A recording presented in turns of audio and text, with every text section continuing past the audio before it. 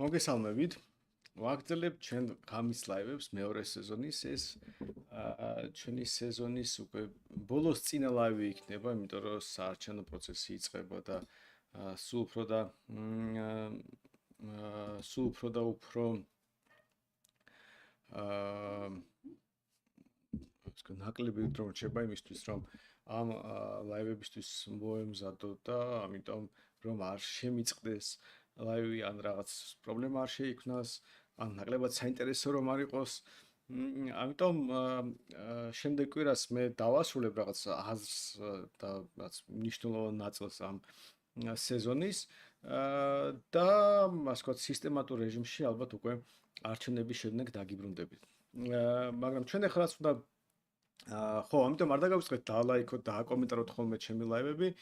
მე ყველა კომენტარს ვკითხულობ და რაღაც რჩევები თუ გექნებათ, შენიშვნები და რაღაც მოსაზრებები აუცილებლად დაწერეთ, რომ შემდეგი სეზონისთვის გავითვალისწინო. რაც ეხება უშუალოდ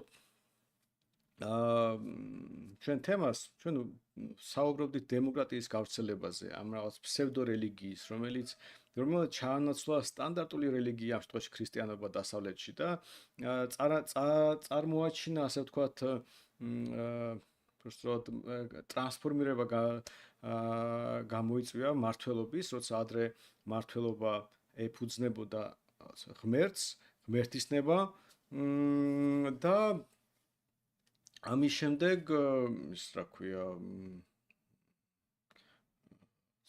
როცა ადამიანების ღმერთისადმი რწმენა შესუსტა და ისინი სულ უფრო და უფრო ხშირად სვავდნენ კითხვებს თუ რატომ არის რაღაც მართველი, რატომ უნდა მემორჩილებოდე ამ მართლს და ასე შემდეგ. ეს ტრანსფორმირდა იმაში, რომ ახალი რელიგია ჩამოყალიბდა, სადაც ხალხს უწევს, რომ ხალხის ნება ღმერთის ნება არისო, ამიტომ ჩვენ მართავთ იმიტომ, რომ ადამიანებს, ანუ ხალხს ასე უნდა. ეს გზა გავიარეთ, მაგრამ ეს გზა არ იყო რაღაც არ იყო გავლი ერთ დღეში, საუკუნეები დაჭირდა, რომ ხალხმა დაიჯეროს ამ ყველაფრის და დაახლოებით მოვედით მე-19 საუკუნემდე. ეხლა რა ხდება მე-19 საუკუნეში? და რა არის ჩვენი დღევანდელი ამბავი? მე-19 საუკუნეში დემოკრატია მიუხედავად ყველაფრისა ჯერ კიდევ არის 1% მოსახლეობის 1%-ის პრივილეგია. არჩევნებზე დადის თეთრკანიანი მამაკაცები, რომლებიც გარკვეულ საკუთრებას ფლობენ. ზოგადად ეს არის საყოველთაო დემოკრატია, არათუ რაღაც საყოველთაო, არც ქალებს აქვს უფლება ამერიკაში, მაგრამ არც ჩავკანიანებს, არც ღარიბებს და ზოგადად ძალიან პატარა ადამიანთა წრეზეა საუბარი. მათ შორის ეს იმიტომ ხდება, რომ ჯერ ეს თვითონ ეს დემოკრატიის რელიგია, რომ ხალხი რაღაცას გამოხატავს, არიან რაღაც ხალხის, ანუ ღმერთის ამ შემთხვევაში ნების გამომხატვლის პროცედურის შემსრულებლები, ასე შემდეგ, ეს მაინც ძალიან ასე პატარა ადამიანთა წრის პრეროგატივა, ძალიან ცოტას ჯერ გლეხი ან მონა თუნდაც იგივე ამერიკის შეერთებულ შტატებში არც კი უშვებს იმას, რომ მას ვინმე ეკითხება საერთოდ რამეს. ეს უბრალოდ შედევით განათლებულ და მდიდარ საზოგადოების წრეში ჩამოყალიბდა იდეა, რომ იცით, ეხლა ჩვენ ვირჩევთ მართველს, მაგრამ წამოგინეთ ჩვეულებრივი გლეხი თუნდაც ევროპაში ან მონა ამერიკაში ადრადაც არ მოუვიდოდა, რომ მას რაღაც ეკითხება ვიღაცა, ვინ უნდა მართავდეს ქვეყანას. ამიტომ რეალობაში ჯერ კიდე დემოკრატია ძალიან ასეთი სპეციფიკური ადამიანთა აბსოლუტური უმცირესობის პრეროგატივა იყო. მაგრამ რაღაც მომენტში ეს ყველაფერი იცვლება და ჩვენ გვაინტერესებს უკვე ფაქტობრივად თანამედროვე მდგომარეობა და აი ეს თანამედროვე მდგომარეობა ამ რელიგიის, დემოკრატიული რელიგიის ორ მნიშვნელოვან ცვლილებას უკავშირდება. ერთი უშუალოდ მართლობის სტრუქტურას. იმიტომ რომ ადრე და ჩვენ ამაზე ვისაუბრეთ, მართველი იყო ადამიანი, ანუ მეფე, კონკრეტული ადამიანი, ამიტომ მეფეს ემორჩილებოდა ადამიანი. რო გეთქვა მაგალითად, რატომ დაიწყო ომი? იმიტომ რომ იმიტომ რომ ის რა ქვია, ამ მეფემ ასე გადაწყვიტა, ან ამ მეფეებმა იჩხუბეს. ან მაგალითად, ვინ იღებს გადაწყვეტილებას, ვის ვემორჩილები ამ კონკრეტულ მეფეს, კონკრეტული ადამიანია, რომელიც შეიძლება ვთქვათ, ვიმსჯელოთ, დავახასიათოთ და შემდეგ შევეხოთ ხელით და შემდეგ მაგალითად, რა უნდა მეფეს, ვიცით, რაც კონკრეტულ ადამიანს უნდა. ამიტომ მართველის რაღაც ნება კონკრეტული ადამიანის ნება, ან ყველაზე კარგ შემთხვევაში, შეიძლება რამდენიმე ადამიანის ნებაზე იყოს საუბარი. რა არის მართლის პასუხისმგებლობა? აი ამ კონკრეტული ადამიანის პასუხისმგებლობა და ასე შემდეგ. ყველაფერი დასან გასაგები იყო. მაგრამ რაღაც გაგებით, როცა მართლობის სტრუქტურა გართულდა, როცა ძალაუფლება გაფართოვდა და მეფის ბრძანებების აღსრულება ბიუროკრატიას გადავიდა, მართლობა უკვე აღარ იყო ამდენად პერსონიფიცირებული და მოხდა დეპერსონიფიკაცია. ანუ ფაქტობრივად ადამიანი ემორჩილებოდა ტექნიკურად მეფეს, მაგრამ ფაქტობრივად რომელიღაც ბიუროკრატს თავის სოფელში. ამიტომ აი ეს ბმა ადამიანსა და მართლს შორის, ანუ ვინც ემორჩილება, ვინც ასე ვთქვათ, არის მონობაში თუ უბრალოდ რაღაც დაპყრობილია და ის ვინც დაიპყრო და ვინც მართავს, აი ეს კავშირი რაღაც მომენტში გაწყდა. და უკვე ადამიანი საერთოდ არც კი ეხებოდა კავშირი არც თავადებთან, არც მეფესთან, არამედ კომუნიკაცია ფაქტობრივად არც კი ქონდა და ყოველდღიურ ცხოვრებაში შეხება ქონდა მხოლოდ ადამიანებთან, რომლებიც ძალიან შორს იყვნენ თვითონაც მეფესგან. და რაღაცას ბიუროკრატია ქვია. და მოხდა დეპერსონიფიკაცია, ანუ ვის ემორჩილები, აი რაღაც ბიუროკრატიულ მექანიზმს და როგორც მაშინ ვახსენებდი ლუდოვიკო მე-14 რომ ამბობდა რომ სახელმწიფო არ მე ეს შერჩა ისტორიას, იმიტომ რომ უკვე ტყუილი იყო, ფაქტობრივად ბიუროკრატია იმდენად გაიზარდა იმ მომენტში საფრანგეთში, რომ ზუსტად რომ სახელმწიფო ყველაფერი იყო ლუდოვიკოს გარდა, ანუ სიამტულეში აი ეს ბიუროკრატიული მექანიზმი იყო, მართლობითი სტრუქტურა იყო, ვინც ფაქტობრივად მართავდა და არა ლუდოვიკო. მაგრამ აქ ამ ყველაფერს კიდე ერთი მნიშვნელოვანი რაღაც მოყვა, რომელიც ფაქტობრივად პირველი მსოფლიო ომის შემდეგ ჩამოყალიბდა, რასაც ჩვენ ეხლა ვეძახით პატრიოტიზმს. და რა არის პატრიოტიზმი? რო გასაგები იყოს, რატომ მაგალითად პატრიოტიზმი ჩამოყალიბდა მე-20 საუკუნეში, აი წამი მიუხედავად თუ პატრია, ხო, რაც მამულს ანუ მამულს ნიშნავს ფაქტობრივად, ანუ და ეს სიტყვა რაც ლათინური სიტყვა, ანუ რომიდან მოყოლებული მოდის და რო შეხედოთ ისევ ევროპის ისტორიას ძალიან ხშირად გამოიყენება და ასე შემდეგ და შემდეგ რეალურად როგორც აი დღევანდელი გადმოსახედიდან პატრიოტიზმს რასაც საუბრობთ, ეს არის მე-20 საუკუნის მოპოვება, რომელიც გამოიხატება რომ განმარტო თვითონ სიტყვა, ეს არის სახელმწიფოსადმი სიყვარული. ანუ პატრიოტი ადამიანია, რომელსაც უყვარს სახელმწიფო. მაგრამ აი ხა წამოიგინეთ, მოდით ავიღოთ და დავსვათ კითხვა, რა არის სახელმწიფო? აი უბრალოდ მარტივი მაგალითი ავიღოთ, ვთქვათ რომ სახელმწიფოს ნება მაგალითად აშენდეს რაღაც გზა. ან სახელმწიფო ვალდებულია იზრუნოს მოხუცებზე. ან სახელმწიფომ გადაწყვიტა რაღაც გააკეთოს. აი ჩვეულებრივ ფრაზები რომ თქვენ შეიძლება გაიგიათ. მოდით დავხოთ კითხვა, რას ნიშნავს სიტყვა სახელმწიფო ამ შემთხვევაში? და თუ კარგად დავფიქრდებით, არც არაფერს არ ნიშნავს. აი მაგალითისთვის, მოდით შევადაროთ ორი სიტუაცია. ავიღოთ მეფე, რომელიც მართავს ქვეყანას და ვამბობთ რომ მეფის ნება აშენდეს გზა. ნუ გასაგებია ადამიანს რაღაც ნება აქვს, რაღაცას ნიშნავს, ხო, როცა ადამიანს სურვილი აქვს, რაღაც აშენოს გზა, ან კიდე თქვა რაღაც გააკეთოს. მაგრამ სახელმწიფოს ნება არის აშენოს გზა რას ნიშნავს? მოდით დავსვათ კითხვა ვისი ნება? სიტყვა ნება, მიზანი, სურვილი, პასუხისმგებლობა, ეს ყველა ის სიტყვებია, რომელიც ახასიათებს ადამიანს. ჩვენ შემთხვევაში მაგალითად, ვინ შეიძლება იყოს ის ადამიანი, რომელზეც ჩვენ საუბრობთ? მაგალითად, საქართველოში სახელმწიფოს ნება, მაგალითად, რა ვიცი, აშენდეს რაღაც მაგისტრალი, ხიდი მაგალითად თბილისში. ან საქართველოში სახელმწიფოს პასუხისმგებლობა იზრუნოს მოხუცებზე. რა ვისი პასუხისმგებლობა? მოდით დავწვროთ ეს ფრაზა კონკრეტულ ადამიანამდე. ვინ არის ის ადამიანი, ვინც პასუხისმგებელია იზრუნოს მოხუცებზე? ან ააშენოს ხიდი? ვითომ რა უნდა ალბათ იტყვით მთავრობა, ხო? მაგრამ მთავრობა იმიტომაც არის განსხვავებული სიტყვა, რომ სხვა რაღაცას აღნიშნავს. მაგალითად, მთავრობა ვალდებულია იზრუნოს მოხუცებზე. მაშინ გამოდის, რომ ირაკლი კობახიძე და რა მთავრობის შემადგენლობა ვიცით, ან რა ვიცი, სხვა მთავრობის წევრები, ეხლა უბრალოდ ყველა არ მახსენდება, მაგრამ ვალდებულები არიან იზრუნონ მოხუცებს. მაგრამ ეს თუ ასეა, მაშინ ნიშნავს, რომ მათ შეგვიძლია ფული წავართვათ, ხო? ანუ ის რადგან ვალდებულები არიან, მათ უნდა ფული წავართვათ და მიცეთ მოხუცებს, ხო? თუ თვითონ არ აკეთებენ ამას, ვალდებულება უნდა აღასრულონ. მაგრამ ჩვენ გვესმის, რომ არც ირაკლი კობახიძე, არც რომელიღაც მთავრობის წევრი პერსონალურად ვალდებული არ არის. კარგი. მაშინ ის მხოლოდ რაღაცაზე შეიძლება ვალდებული იყოს, მაგრამ ზოგადად მოხუცებზე ზრუნვაზე ან ხიდის მშენებლობაზე ვალდებული ვერ იქნება. მოდით ვიკითხოთ, აბა ვინ იხდის ამ ფულს? მაგალითად, აი შეიძლება ვალდებული იყოს ის ადამიანი, ვინც იხდის ფულს. ანუ გადასახადების გადამხდელები. კარგი, მივადგეთ გადასახადის გადამხდელს და ვკითხოთ, ხა, ესა თქვენ ვინც გვიყურებთ, ვალდებული ხარ თუ არა, თქვენ პერსონალურად ააშენოთ ხიდი თბილისში. ცხადია, თქვენ არანაირი ვალდებულება არ გაქვთ, იმიტომ რომ ასად არ მოიძებნება რაიმე ტიპის ვალდებულება, რომ თქვენ აგიღოთ და რას თავარია, რომ აგიღოთ ეს ვალდებულება, არავის არ მოვიდო და აზრად, ეთქვა რომ ეს სახელმწიფოს ვალდებულებაა. ანუ შინაარსობრივად რომ დაფიქრდეთ და უბრალოდ განმარტოთ, სახელმწიფოს ვალდებულება ააშენოთ ხიდი, სახელმწიფოს ვალდებულება დაეხმაროთ ხარიბებს, ვერ მიხვდებით ვისი ვალდებულებაა. არ არსებობს არანაირი ადამიანთა ჯგუფი, ან თუნდაც კონკრეტული ადამიანი, ვისი ვალდებულებაც ეს სამდვილეში არის. რეალობაში რა ხდება, როცა ჩვენ ვამბობთ, რომ სახელმწიფოს ვალდებულება ააშენოს ხიდი, ჩვენ გულისხმობთ, რეალური პროცესი როგორ არის აწყობილი, რომ ვიღაც ადამიანი უნდა წავიდეს, წაართვა სხვა ადამიანებს ფულს, ვიდრე არ უნდა რომ ეს ფული გადაეხადოს, იმიტომ რომ ამიტომ ვემუქრებით ციხით, ძალადობით, რომ ეს ფული წავართვათ და მერე სხვა ადამიანებს მისცეს ეს ფული, რომლებიც მერე ააშენებენ ხიდს.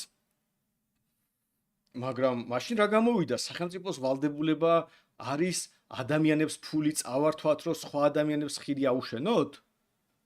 და ვისი ვალდებულებაა ეს? ისევ და ისევ რომ შემოსავლების სამსახურს მივადგეთ, რომ შენო ხიდის ვალდებულების აშენება გაქვს, ან ხალხისთვის ფული წარქმევის ვალდებულება ხიდის აშენებლადო, მაინც ვერ გაიგებს, პერსონალურად მისი ვალდებულება ხო არის. ამიტომ ერთი მხრივ, როცა ჩვენ ვიყენებთ სახელმწიფოს, ამ სახელმწიფოში შედის უამრავი სხვა ადამიანი, იგულისხმება ალბათ პრემიერ-მინისტრი, ალბათ პოლიციელი, რომელიღაც საჯარო მოხელე, მაგრამ რეალობაში რომ სახელმწიფოს ვალდებული რამე გააკეთოს, უმეტეს არანაირი ადამიანი არ იკვეთება ხოლმე, რომელიც პერსონალურად პასუხისმგებელია, რამე ძალიან სპეციფიკური თუ არის ხოლმე, ისევ როგორც ესე თუ სპეციფიკურია, დაკონკრეტებულია, მაგალითად შეიძლება რომელიღაც საჯარო მოხელეს ჰქონდეს ვალი ბანკთან, იმიტომ ვიტყვით რომ საჯარო მოხელეს აქვს ვალი ბანკთან, მაგრამ არავის არ მოუაზროთ, რომ თქვა რომ სახელმწიფოს აქვს ვალი ბანკთან. და იგივე ავიღოთ მაგალითად მიზნებზე. აი სახელმწიფოს მიზანია რომ საქართველოს იყოს ევროკავშირის წევრი, მაგალითად. მაგრამ ვისი მიზანია? არსებობს, შემიძლია დაურეკო სახელმწიფოს და კითხო, ხალხო, თქვენი მიზანი, ბატონო სახელმწიფო, თქვენი მიზანი ასეთია თუ ისეთია? ასეთი ადამიანი არ არსებობს. ჩვენ შეიძლება ვთქვათ, რომ ირაკლი კობახიძის მიზანი არის ეს ან ის. სანდრო რაქიოშის მიზანი არის ეს ან ის. ან ვიღაც რიგითი მოქალაქის თუ პოლიციელის თუ საჯარო მოხელის თუ რა ვიცი პროფესორის, ექიმის, ვიღაცის მიზანი შეიძლება იყოს, მაგრამ არც ერთი ადამიანის პერსონალური მიზანი არის სახელმწიფო მიზანი. პირიქით, რომ სამავოთ ხოლმე რომ ადამიანმა სახელმწიფოს ინტერესებს უღალატა საკუთარი მიზნებისთვის, ეს შეურაცხყოფაა, ხო? კარგი, მაგრამ აი მაგალითად მე თუ სახელმწიფო ინტერესებს უნდა ვუღალატო, რა არის ეს სახელმწიფო ინტერესები? მე ხო უნდა გამოვავლინო, მაგალითად უნდა მივიდე სახელმწიფოსთან და ვკითხო, ბატონო სახელმწიფო, რა არის თქვენი მიზნებიო, მაგალითად, რა არის თქვენი ინტერესებიო? მაგრამ ასეთი ობიექტი ხო არ არსებობს? ხო არსებობს არც ერთი ადამიანი, ან ადამიანთა ჯგუფი, რომელიც ამბობს ჩვენ ვართ სახელმწიფო, ამიტომ ჩვენი ინტერესები სახელმწიფო ინტერესები არის. რაღაც იგულისხმება, რომ სადღაც ალბათ რაღაც ადამიანთა ჯგუფების ინტერესია სახელმწიფოს ინტერესები, მაგრამ რომელი ადამიანთა ჯგუფია ეს? როგორ გამოვავლინოთ? როგორ კითხოთ? ეს რჩება უცნობი. და ფაქტობრივად რომ დაფიქრდეთ, აი უბრალოდ მართლა კი არა ყო სტერეოტიპს, კი არა ყო იმ რაღაცას, რაც ყოველდღე გესმით ტელევიზორში, უბრალოდ მართლა დაფიქრდით. ფრაზა სახელმწიფო ინტერესები რას ნიშნავს? ვის ინტერესებზეა საუბარი და თუ რამე ინტერესი არსებობს, როგორ იყო ის დადგენილი? რანაირადაც ცალსახარ უნდა იყოს თქვენთვის რომ ეს ასეა. აი თუ ამაზე დაფიქრდებით, მიხვდით რომ არანაირი სახელმწიფო ინტერესები არ არსებობს. აი მაგალითად ავიღოთ ევროკავშირში ინტეგრაცია. შეიძლება თუ არა სახელმწიფოს ინტერესები შედიოს ევროკავშირში ინტეგრაცია. ნუ გააჩნია თქვენ როგორ უყურებთ? მაგალითად მე მინდა რომ ევროკავშირის წევრი ვიყოთ. რაც გამიხარდებოდა ყოველ შემთხვევაში აქეთ რო წავსულიყავით, მაგრამ შეიძლება ჩემას არ იზიარებს ბევრი სხვა ადამიანი, მათ შორის თავრობაში ყოფი ადამიანები. და მაშინ როგორ შეიძლება ეს შეიძლება თუ არის მაგათ რაღაც დავარქვათ ჩემ მიზნებს, ჩემ ინტერესებს, სახელმწიფო ინტერესები. აგრე ყველაზე ტიპური კომენტარი ამ მომენტში დაიწერა, რომ უმრავლესობის ინტერესი იქნება. გარდა იმისა, რომ უმრავლესობის ინტერესი ღმერთმა იცის რა არის, იმიტომ რომ სად არის ეს უმრავლესობა, როგორ კითხო, როგორ გამოვავლინო, აი მაგალითისთვის საქართველოში ცხოვრობს 3.800.000 ადამიანი. არჩევნებზე დადის, რა ვიცი, ნუ კაი 2 მილიონი. 2 მილიონის რაღაც ხალხი რაღაცას ამბობს. მაგალითად უჭერს ხარს რომელიღაც პარტიას. მაგრამ როგორ გავარკვიო ამ ხალხის თავში რა ინტერესებია? მაგალითად თუ შეიძლება არ უნდა უმრავლესობას რაღაც ევროინტეგრაცია, შეიძლება უნდა, ან რო ვკითხო ევროინტეგრაციაო, შეიძლება ეს ხალხი განსხვავებულად იგებს ამ ყველაფერს. ანუ შეიძლება ევროინტეგრაციაც კი განსხვავებული რაღაც არის და რა არის ამ ხალხის ინტერესები? და ისევ თუ უმრავლესობის ინტერესია და დაუშვათ მე დავადგინე რამე მიკროჩიპები დაუყენე ადამიანებს და ძალიან სწრაფად შემიძლია კითხვები დავსვათ და ონლაინ მივიღო პასუხები. მაგრამ ეს ხომ მაინც უმრავლესობის ინტერესები იქნება და თუ 1.900.000 ადამიანს უნდა ერთი რაღაც და 1.899.999 ადამიანს სხვა შემიძლია თუ არა უგულველბელყო ამ 50% მინუს 1 ხმის ინტერესები.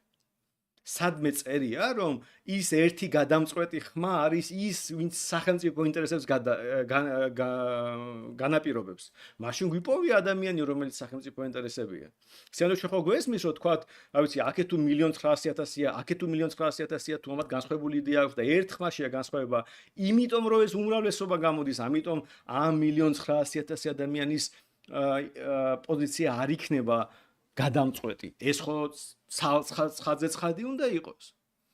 ხო და შინაარსობრივია რომ მართლა დაფიქრდეთ, აი კი არა ზოგიერთ როგორ ხდება ხოლმე რომ ეუბნები რომ სახელმწიფო ინტერესები არ არსებობს, ადამიანი რომელსაც შეიძლება სურს კიდეს რამე გაიგოს, მაგრამ აი ეს ძალიან ყურს ჭრის, იმიტომ რომ ხო ირგვლივ მარტო ამ სახელმწიფო ინტერესებზე ესმის, როგორც კი ამას ისმეს ცდილობს რაღაც დაიცვას თავი და რამე არგუმენტი გამოაგდოს და იქნება ასე, იქნება უმრავლესობის იდეა, იქნება, რა ვიცი, რეფერენდუმზე რამე ჩავატაროთ, იქნება, რა ვიცი, ვიღაცას კითხოთ, იქნება პარლამენტის რაღაც წევრების აზრი, ან კიდე რაღაც, ან ბოლოს და ბოლოს ხო არსებობს რაღაც საერთო იდეა, ჩვენ ხო ყველას გვინდა მაგალითად დამოუკიდებლობა და რაღაც და რა ღმერთმა იცის ვის რა უნდა, ვიღაცას შეიძლება ვაფშე რუსეთში გაერთიანება უნდა, ისიც ჩვენი მოქალაქეა.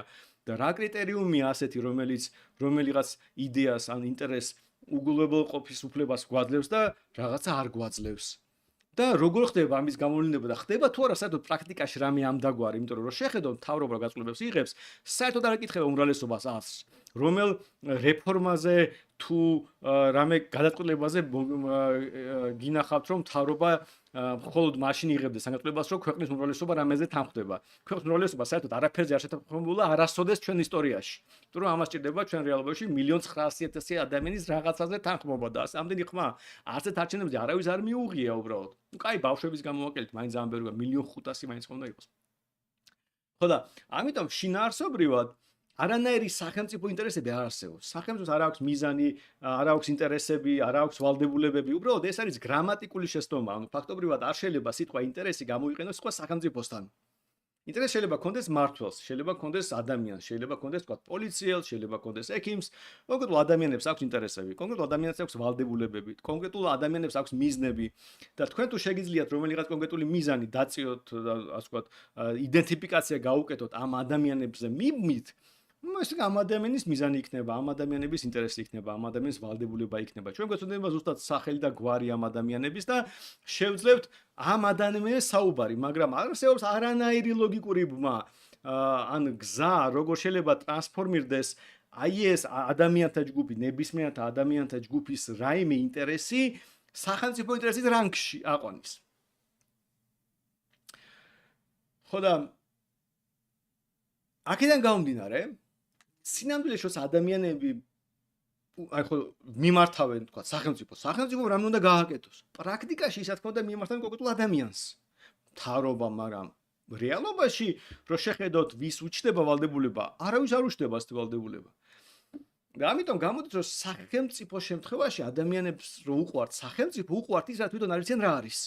აი რანაირად უცნაურად არ უნდა ჟღერდეს ეს ამბავი რომ სახელმწიფო სიყვარული პრინციპულად განსხვავდება მაგალითად სამშობლოსადმი სიყვარულისაგან. იმიტომ რომ სამშობლო სიყვარული ძალიან გასაგები რამ არის. იმიტომ რომ სამშობლო ჩვენება შეიძლება განმარტოთ. აი მაგათ რა არის სამშობლო? ეს არის ფაქტობრივად კულტურული და რაღაც რელიგიური თუ ენობრივი რაღაც ერთობა, სადაც ჩვენ კომფორტულად ვზნოთ თავს.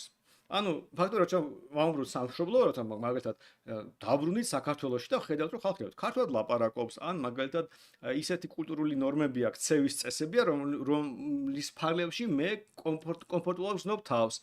ან მაგალითად რაღაც ისეთი ტრადიციებია, რომელიც ჩემთვის არის სასიამოვნო, როგორც შეიძლება ისეთი ბუნებაა, რომელიც მე მახარებს.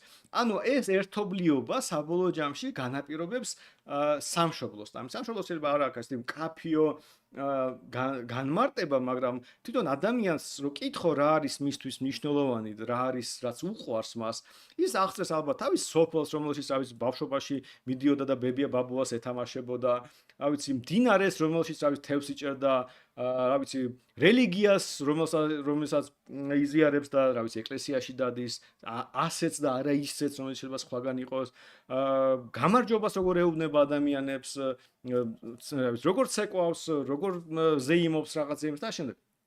ანუ ეს ერთობლიობა იქნება, რომელიც ამ ადამიანს უყვარს და ამას ვეძახით სამშობლოს. როგორც ეს სამშობლოს იდენტიფიკაცია ამ კუთხით ძალიან მარტივია, იმიტომ რომ ის დაყვანადია კონკრეტულ რაღაც ობიექტამდე.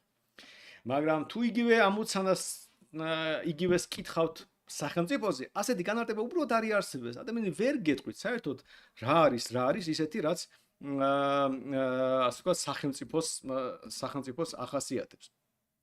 ხო. ეხლა ილუსტრაციისთვის რამდენიმე მას გაჩვენებთ. ცოტა ისე გადავთო ვიდეოს. ეს არის ორი რეკლამაა. ერთი არის სამხრეთ აფრიკის ავიახაზების რეკლამა და უბრალოდ მინდა გაჩვენოთ აი ეს განსხვავება სამშობლოსა და სახელმწიფოსადმი სიყვარულის, რომელიც მეორე ლუდის რეკლამაა ამერიკული და პირველი არის ავიახაზების. ძველი რეკლამებია, ამიტომ იმედია არავის არ ვაწყენინებ ამით, მაგრამ უბრალოდ მოდით უყუროთ ორ რეკლამას და ვნახოთ ეს განსხვავება.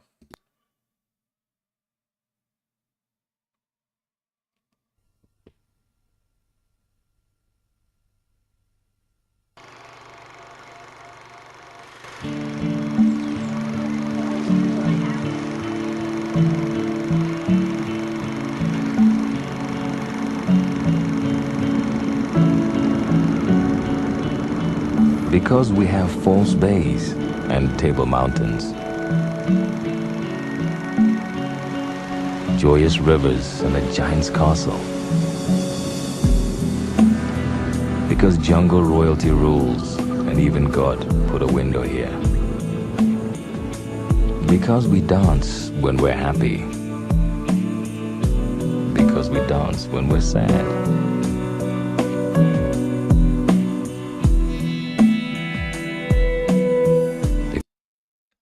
დიდი რეკლამა, ამიტომ მე შევამოკლებ, მაგრამ მე მგონი იდეა გასაგებია და ეხლა მეორე რეკლამასაც უყუროთ, ის პატარაა და მალევე დამთავრდება.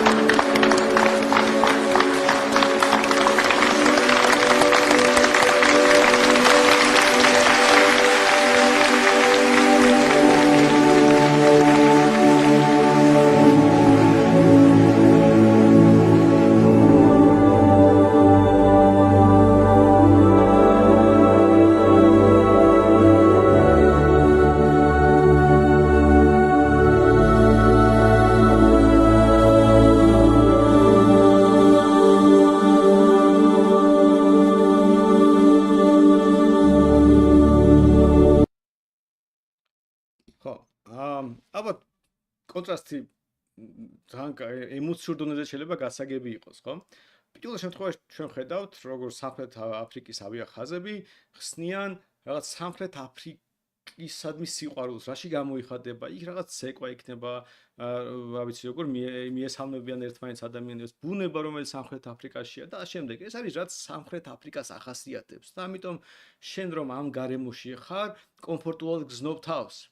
მეორე შემთხვევაში ჩვენ ხედავთ, რომ ამერიკელი ჯარისკაცები ბრუნდებიან ერაყიდან, თუ არ მეშლება და ხალხი დაინახავენ და ამ პატრიოტულ რაღაც მომენტში დგებიან და ტაშს უკრავენ.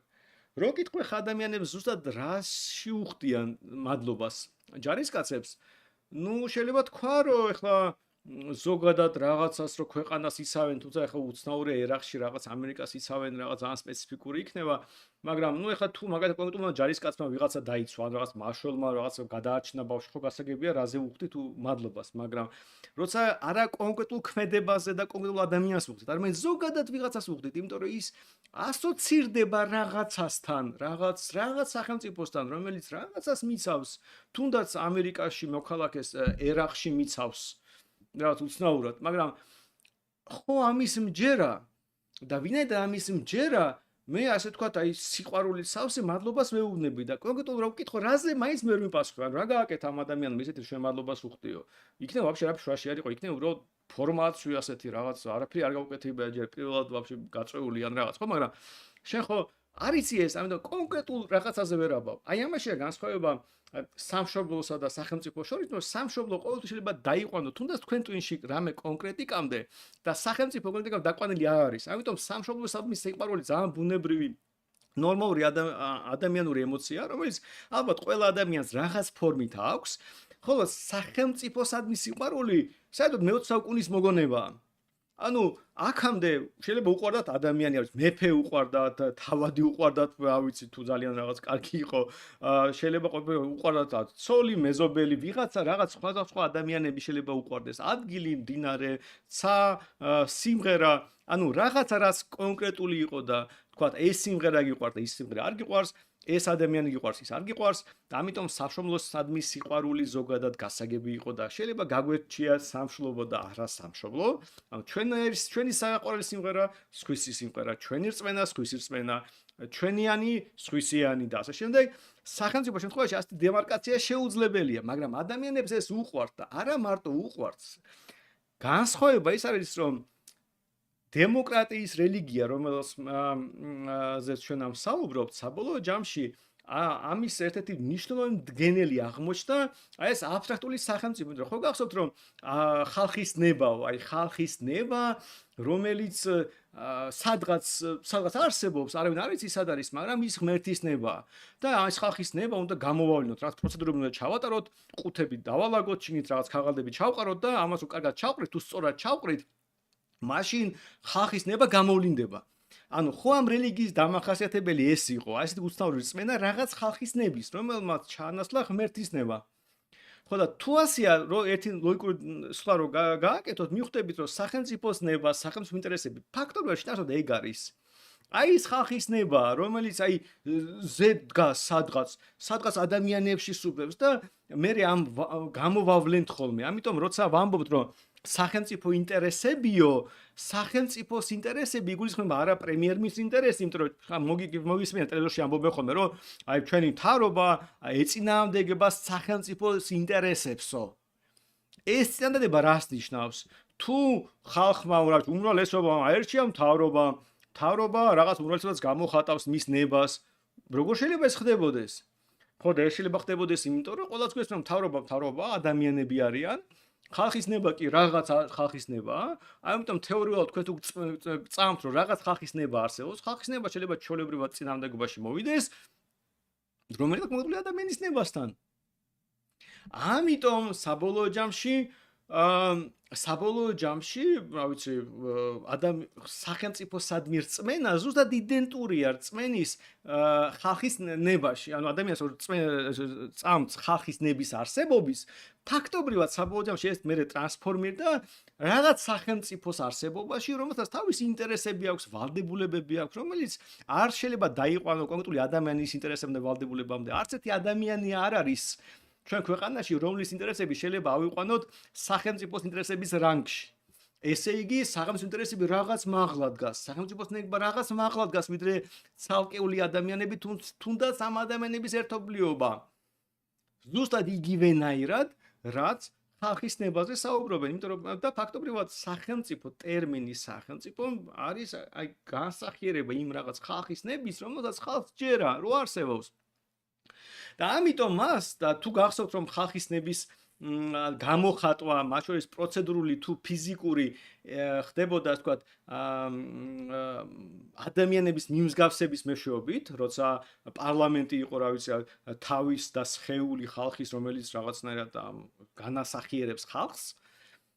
გასაკვირია არის, რომ ადამიანებს თავში სახელმწიფომაც იგივე თვისებები მიიღო, რაც ხალხს, ანუ ხალხის ნება და სახელმწიფოს ნება გავსია. ამიტომ მაგალითად სიტყვა ნება, სიტყვა ინტერესი, სიტყვა ვალდებულება, რაც გამოიყენება მხოლოდ და მხოლოდ გრამატიკულად სწორად თუ გამოიყენებთ ადამიანების მიმართ, არ შეიძლება ქვას კონდეს ვალდებულება, არ შეიძლება მუსიკას კონდეს მიზანი, არ შეიძლება, რა ვიცი, მზეს კონდეს ინტერესი.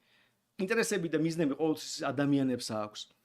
მაგრამ იმიტომ რომ მოხდა პერსონიფიკაცია აი ამ რაღაც სახელმწიფოსი, მის მიმართ გამოყენებული იყო სიტყვები, რომლებიც ადამიანებს ახასიათებს და ხალხისთვის ეს ჩაიბეჭდა ასე და მე ასე იყენებენ. არავინ არ ფიქრობს, საერთოდ არასდროს კითხვას კი არ სვავს, ვისი ნება, რა ისნება, რა ინტერესები, რა ვალდებულებები, მაჩვენებობა სად არის, ვის აქვს ეს აღებული, როგორ აქვს აღებული, ვის წინაშე აქვს აღებული ვალდებულება და ასე შემდეგ ასე. ამ კითხვებზე რამდენად პარადოქსული არ უნდა იყოს, წამოვიდეთ თქვენ ცხოვრობთ ქვეყანაში, სადაც ყოველ დღე გეუბნებიან სახელმწიფო ვალდებულია გააკეთოს ის, გააკეთოს ეს, სახელმწიფოს ინტერესია ის, გააკეთოს ეს და არავინ არ ეკითხულობს ვინ ბოდიში მაჩვენეს სახელმწიფოს შეიძლება დაურეკო, ამიხსენით როგორ. მერე გამოდიან დებატებია, ერთი ამბობს სახელმწიფო ინტერესია ეს, მეორე ამბობს არა, სახელმწიფო ინტერესი არის ის. და საიდან ხახნო თქვენ იცით? საიდან იცით? თან კამათობთ. ანუ როგორც მინიმუმ ერთმა დაურეკა სახელმწიფოს კითხა რა არის ინტერესიო, მეორემ დაურეკა, მერე სხვაგვარად გაიგეთ ერთმანეთის ამ სახელმწიფოსი. ეხლა კამათობთ. არჯობი არის კამათოთ, უბრალოდ კითხოთ. ვიღაცამ ხო გაიგო სახელმწიფო ინტერესი, ხო გამოავლინა და ბარემ საჯაროდ გამოავლინეთ. თუ ეს რამე ესეთი მისტიკური ის იყო ცერემონია, შევიდნენ რაღაც შენობაში, იქ რაღაც ღილაკებს დააჭირეს და სახელმწიფოს ნება გამოვლინდა და მე უკვე ისინი, ასე ვთქვათ, ამ ნების მატარებლები დადიან და ხალხს ეუბნებიან სახელმწიფოს ნება ეს არის ან ის არისო. მე არ გამიგია რომ ასეთი არსებობს პროცედურები, მაგრამ როგორც ჩანს ხალხს ჯერა ამის. ამიტომ თან ადამიანებს ჯერა რომ სახელმწიფოს რაღაც ინტერესები აქვს და თან ხალხი კამათობს რომ არა ეს ინტერესი, არა ის ინტერესია და არიან ერთ ამბავში. და რო შეხედოთ აი ნაბიჯი გვერდზე გადადგათ, ეს იმდენად კომიკურად გამოიყურება, რომ აუტანელის კი არის. იმიტომ რომ სრულად დაცლილია საღიაზრისგან. ვიღაცას რო ეკამათა გასო სანდროს ინტერესებშია ეს ან ის გასაგებია. ყობახიძის ინტერესებია ის და ის, ოკეი, გასაგებია. რა ვიცი, რომელიღაც თქვენთაგანის ინტერესია ეს თუ ის, ესეც გასაგები იქნება და ყველაფერი გასაგები. შეიძლება ვეთანხმებოდეთ თუ არა, მაგრამ ბოლოს და ბოლოს თუ ჩემ ინტერესებზე ხალხი დაობს, კითხავ და მე ვიტყოდი რომ მე ეს მინდა, აი ეს არის ჩემი სურვილი, ასეთი ინტერესები მაქვს. და ამით დამთავრდებოდა ეს ისტორია. მაგრამ ჩვენ იგივე ხო არ შეგვიძლია გავაკეთოთ სახელმწიფოს შემთხვევაში. ხო და აი ეს აბსტრაქტული სახელმწიფო ჩამოყალიბდა. და ეს აბსტრაქტული სახელმწიფო ჩამოყალიბება ფაქტობრივად არის პირველ სოფლიო ომში გაფორმდა. ერთ-ერთი გადამწყვეტი მომენტი ამ პირველი სოფლიო ომში რაც მოხდა, იყო ის რომ ხალხმა დაიწყო დახოცვა ერთმანეთის ამ აბსტრაქტული სახელმწიფოსთვის.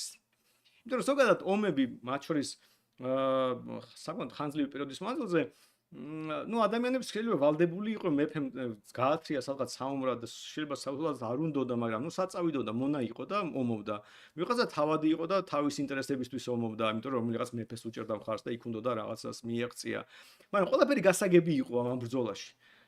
მეფე, ვიღაც თავადები, სხვა რანგის ადამიანები, მონები ეს ხალხი ომობს, მაგრამ ვისთვის ომობს? მეფესთვის ომობს. რატომ? აი მეფეს მოუნდა რაღაც უფრო მაგარი ტიპი იყოს, აგერ რაღაც მე მიწა დაიპყროს, მე მონავა, რავი, ვინ მე მივეკითხება, მეფემ თქვა წადიო, წავედი ომობ, მომკლავენ, არ მომკლავენ, ხო კარგი. რაღაც ესეთი სიტუაციაა რა. მაგრამ კითხვაზე ვისთვის ომობ, რატომ ომობ, ვინ არის ამ ომის დამწყები თუ ასე შემდეგ, ყველაფერი გასაგები იყო. პირველი სოფლიო ომი რო დაიწყო, ერთ-ერთი მნიშვნელოვანი მომენტი ამ პირველი სოფლიო ომის იყო პირველი შობა. 25 დეკემბერს, უბრალოდ 24 დეკემბერს შობის წინა ღამეს, დასავლეთ ფრონტზე და აღმოსავლეთ ფრონტზე ეს არ მოხდა, იმიტომ რომ უკვე აღმოსავლეთ ფრონტზე რუსებს უკვე კაიხანი რელიგიასთან არ ქონდათ კარგი მეგობრობა, მაგრამ დასავლეთ ფრონტზე შეწყდა ომი. თითქმის ყველგან მასობრივი მოვლენა იყო, იმიტომ რომ გერმანელებს, ფრანგებს, შოტლანდიელებს, ინგლისელებს ყველას ჰქონდა შობა. და შობის წინაღამეს ერთმანეთს, ხალხი ბევრი ასეთი მაგალითი იყო, როცა ჯარისკაცები არა მარტო შეწყვიტეს სროლა, არამედ გავიდნენ ნეიტრალურ ტერიტორიაზე და ერთმანეთს მიესალმნენ. იყო შემთხვევა, როცა ერთად ლოცვას კითხულობდნენ, იმიტომ რომ უდლები ორივე მხარეს იყო. ფოტოებიც კი შერჩა, როგორ ფეხბურთს თამაშობდნენ. ყოველ შემთხვევაში ძეგლიც კი დგას ბელგიაში ერთ-ერთ მინდორზე, სადაც ფეხბურთის მატჩი შედგა, მე მგონი ფრანგებსა და გერმანელებს შორის. და იმიტომ რომ ხო და თავარი ამ ფილმის არის ამაზე ძალიან კარგი გადაღებული და მე კომენტარში კი არა აღწერაში დავლინკავ ამ ფილმს. მაგრამ რა იყო თავარი ამბავი? ჩვეულებრივ რიგითი გერმანელისთვის, რიგითი ფრანგი საერთოდ არ იყო მტერი. მეტიც ბევრ შემთხვევაში მეზობლები იყვნენ, ანუ საზღვართან თუ ახლოს ცხოვრობდნენ, საერთოდ შეიძლება ნათესავების ყოფილიყვნენ. ამიტომ მათთვის საერთოდ გაუგებარი იყო რატომ ომობდნენ. მით უმეტეს კათოლიკურ ნაწილში, იმიტომ რომ ისინი კათოლიკები, ან ისინი პროტესტანტები, ყველა ქრისტიანები არიან ბოლოს და ბოლოს, ყველა შობა აქვს. და რატომ ხოცავდნენ, ვერავინ ვერ ხვდებოდა. იქამდე მივიდა ეს ცეცხლის შეწყვეტა, რომელიც ასე ვთქვათ, ქაოტურად მოხდა მთელი ფრონტის მასშტაბით, რომ როცა გენერლებმა გაიგეს ამის თაობაზე, ბრძანებები გასცეს, რომ შეტევაზე გადასულიყვნენ. და ჯარისკაცებმა შეტევების იმიტაციას კი დაიწყეს. ანუ ფრანგი ჯარისკაცი მირბოდა, ვითომ წინ რაღაც ჰაერში გაისრო და მე გერმანელი იყო და მოდი აგვე დააჯექით ჩემთან რაღაცა.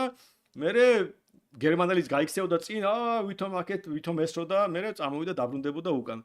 როცა артиლერია ურტყავდა, პოზიციებს უცვლიდნენ ერთმანეთში, რომ გადმოდიოდა გერმანელი ფრანგებთან, რომ თვითონ არ დაზიანებულიყო, როცა ფრანგები ესროდნენ გერმანელებს, ფრანგები გადადიოდნენ გერმანელებთან, როცა გერმანელები ესროდნენ ფრანგებს. ანუ ფაქტობრივად ომი შეწყდა. იმიტომ რომ გერმანელმა, ფრანგმა, ინგლისელმა, შოტლანდიელმა ჯარისკაცებმა კითხვა დასვეს, რატო ვუმობთო? და ამ კითხვაზე გულწრფელი პასუხი იყო, რა ვიცი, გერმანიის იმპერატორს რაღაც ანკემას თავში რაღაც აუვარდა, ინგლისის პრემიერ-მინისტრს რაღაც ამბიციები აქვს, საფრანგეთის პრეზიდენტს რაღაცები უნდა. ეს კითხვა ხო არასდროს არ იქნებოდა დამაკმაყოფილებელი, რომ მეზობლები დახოცოს. მაგრამ ამ ისტორიას რა თქმა უნდა ძალიან ტრაგიკული ფინალი აქვს, იმიტომ რომ საბოლოო ჯამში ეს სისტემა მართლობით უკვე აწყობილი იყო, ადამიანების ძალადობის სისტემა აწყობილი იყო, ფრონტზე გასაგებია რომ უმრავლესობა ვინც იყო არ იყო თავისინებით, ისედაც. ამიტომ ბევრი გერმანელი მაგალითად დასავლეთიდან ვინც ამ ცეცხლის შეწყვეტაში მონაწილეობას იღებდა, ბევრმა გერმანელმა დატოვა ეს ფოტო რო ვთქვი, ეს ფოტოა სხვადასხვა ფეხბურთს თამაშობდნენ. დატოვა დასავლეთ ფრონტიდან გადაიყვანეს აღმოსავლეთ ფრონტზე. ძალიან ბევრი ადამიანი თვითონ ინგლისის როტაცია მოხდა და საფრანგეთის როტაცია მოხდა ინგლისელების, ფრანგების და შოტლანდიელების რიგებში.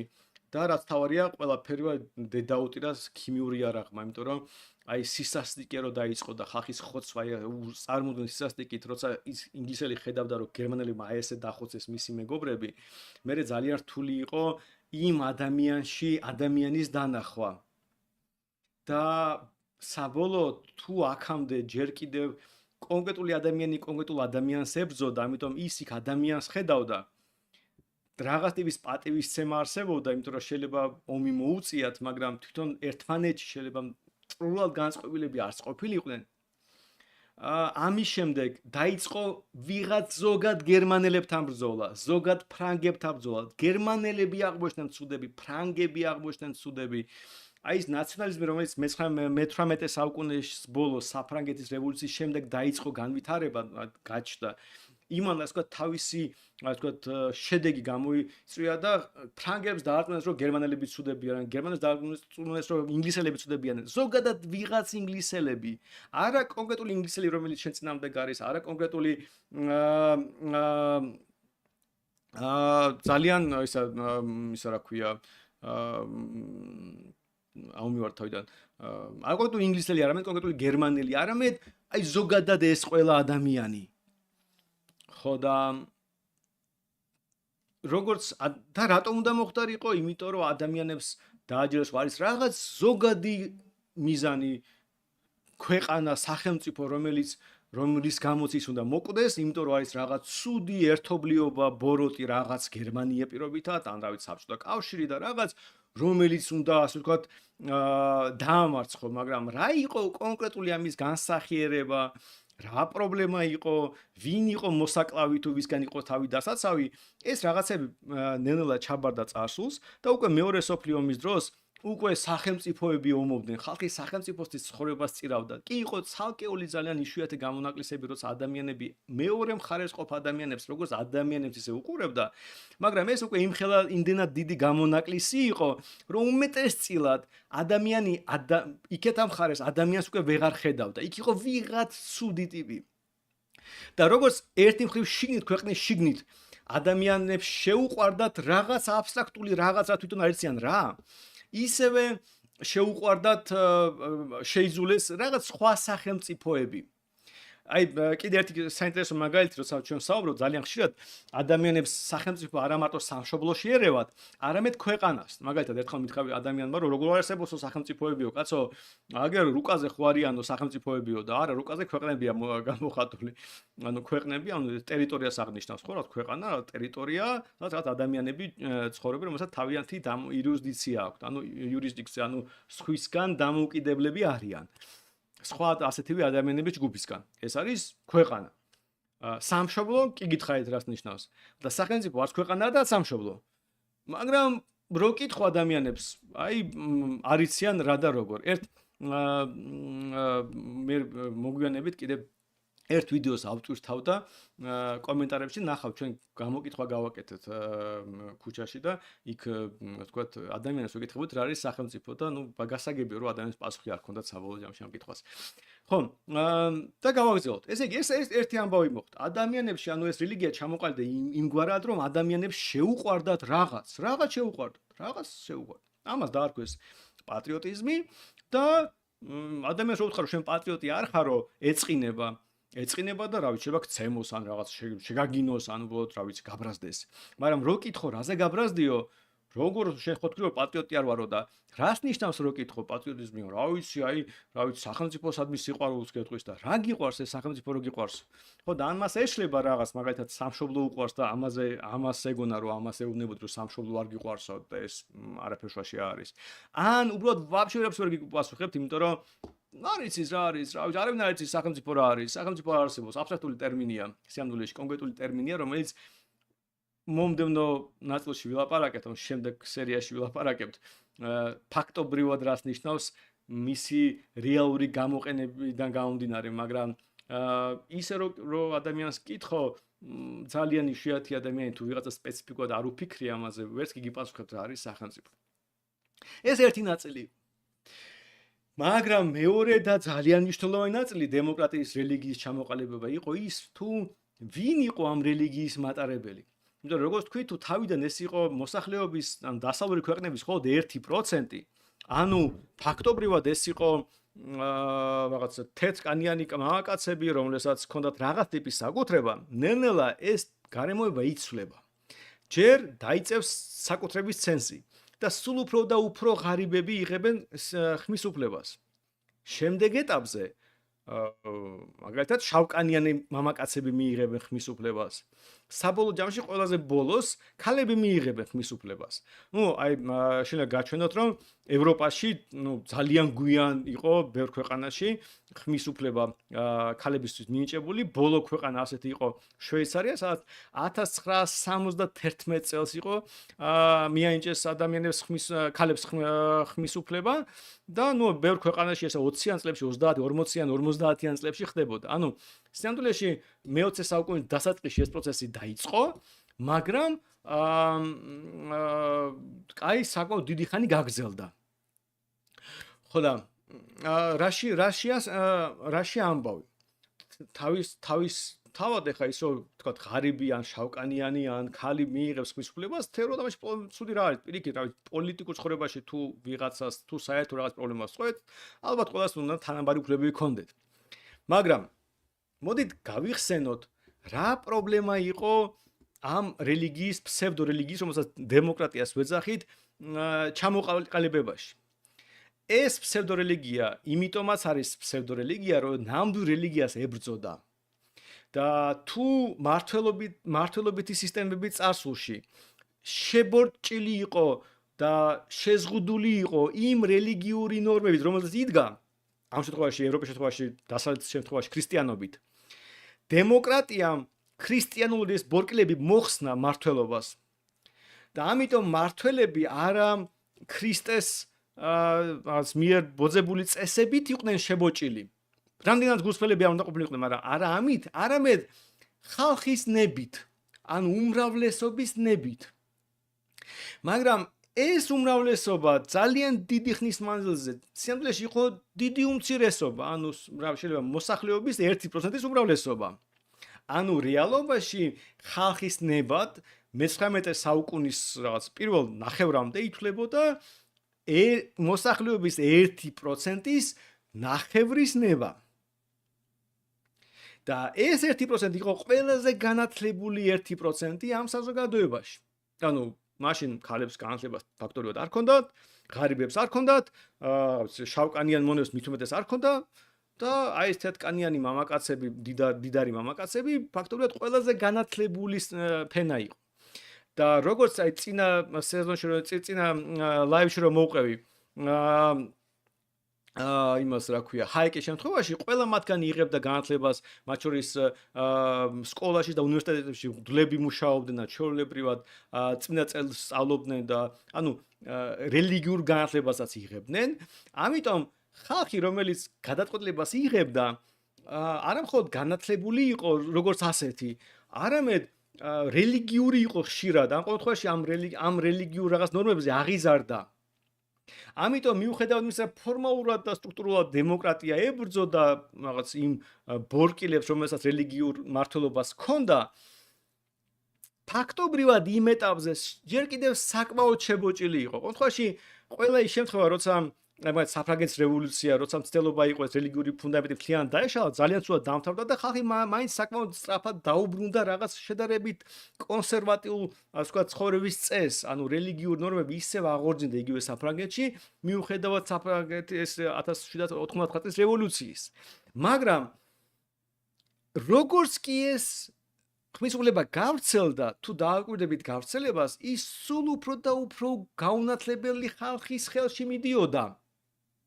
გაუნათლებელი როგორც პირდაპირ გაგებით, რა ვიცი, ფიზიკა თუ რა ვიცი, ლათინური შეიძლება არ იცოდა, არა მარტო, იმიტომ რომ იმ უნივერსიტეტებში და იმ სკოლებში მათ შორის დვლების ასწავლიდნენ და ეს ხალხი გაუნათლებელი ნიშნავდა მათ შორის შეიძლება წერა-კითხვაც კი არ იცოდა, ან ძალიან პრიმიტიულად იცოდა. რელიგიაზე წარმოდგენა ჰქონდა როგორც შუა საუკუნეებში მღვდელმა რაღაც თქვა და ეს იცის. თვითონ შეიძლება არც კი ჰქონოდა უნარი იმის რომ წაეკითხა წმინდა წერილი და რამე თავისი დამოუკიდებელი აზრი გამოეტანა. ამიტომ წარმოიდგინეთ რომ თუ დემოკრატია, ანუ დემოკრატიაში რწმენა რაღაც მომენტში თანაცხოვრობდა სტანდარტულ რელიგიასთან და ამიტომ დემოკრატიული მთავრობები მე-18 საუკუნეში ჯერ კიდევ შებოჭილი იყო ამა თუ იმ ფორმით იმ ქრისტიანული რელიგიური ნორმებით მე-19 საუკუნიდან მოყოლებული ეს შებოჭრა მცირდება და მცირდება სულ უფრო და უფრო გაუნათლებელი ადამიანები იღებენ ხმის უფლებას მაგრამ აქ ერთი კიდე ძალიან დიდი რომელიც დღემდეც კი ძალიან სერიოზულად ვლინდება და არც კი ვიცით როგორ დამთავრდება მომავალში ხაზი იყო იმიტომ რომ პარალელურად ხო განათლების სისტემებიც ვითარდებოდა და განათლების დონეც იწევდა მაგრამ თუ განათლების მიუხედავად ამისა განათლების დონე ბევრად უფრო სწრაფად იზრდებოდა კაცებს შორის ვიდრე ქალებს შორის და ისე გამოვიდა რომ რაღაც მომენტში ქალებმაც მიიღეს ხმის უფლება ერთბაშად დაემატა მოსახლეობა რომელიც პრინციპში საშუალოდ რო აიღო საშუალოდ ქალი, საშუალოდ კაცი, ქალებს შორის ბევრად უფრო დაბალი იყო განათლების დონე. ის ქალები, ვინც იბრძოდნენ ხმისუფლების, ცხადია, ყველაზე განათლებული ქალები იყვნენ და ბეროთ რო განათლებული იყვნენ, ვიდრე საშუალო სტატისტიკური მამაკაცი, მაგრამ ზოგადად ქალებმა რომ მიიღეს ხმისუფლება, ისევ და ისევ მე-20 საუკუნის დასაწყისზე ვსაუბრობ და არა შვეიცარიაზე 1971 წელს, სადაც უკვე განათლების დონე ფაქტობრივად გათანაბრებული იყო.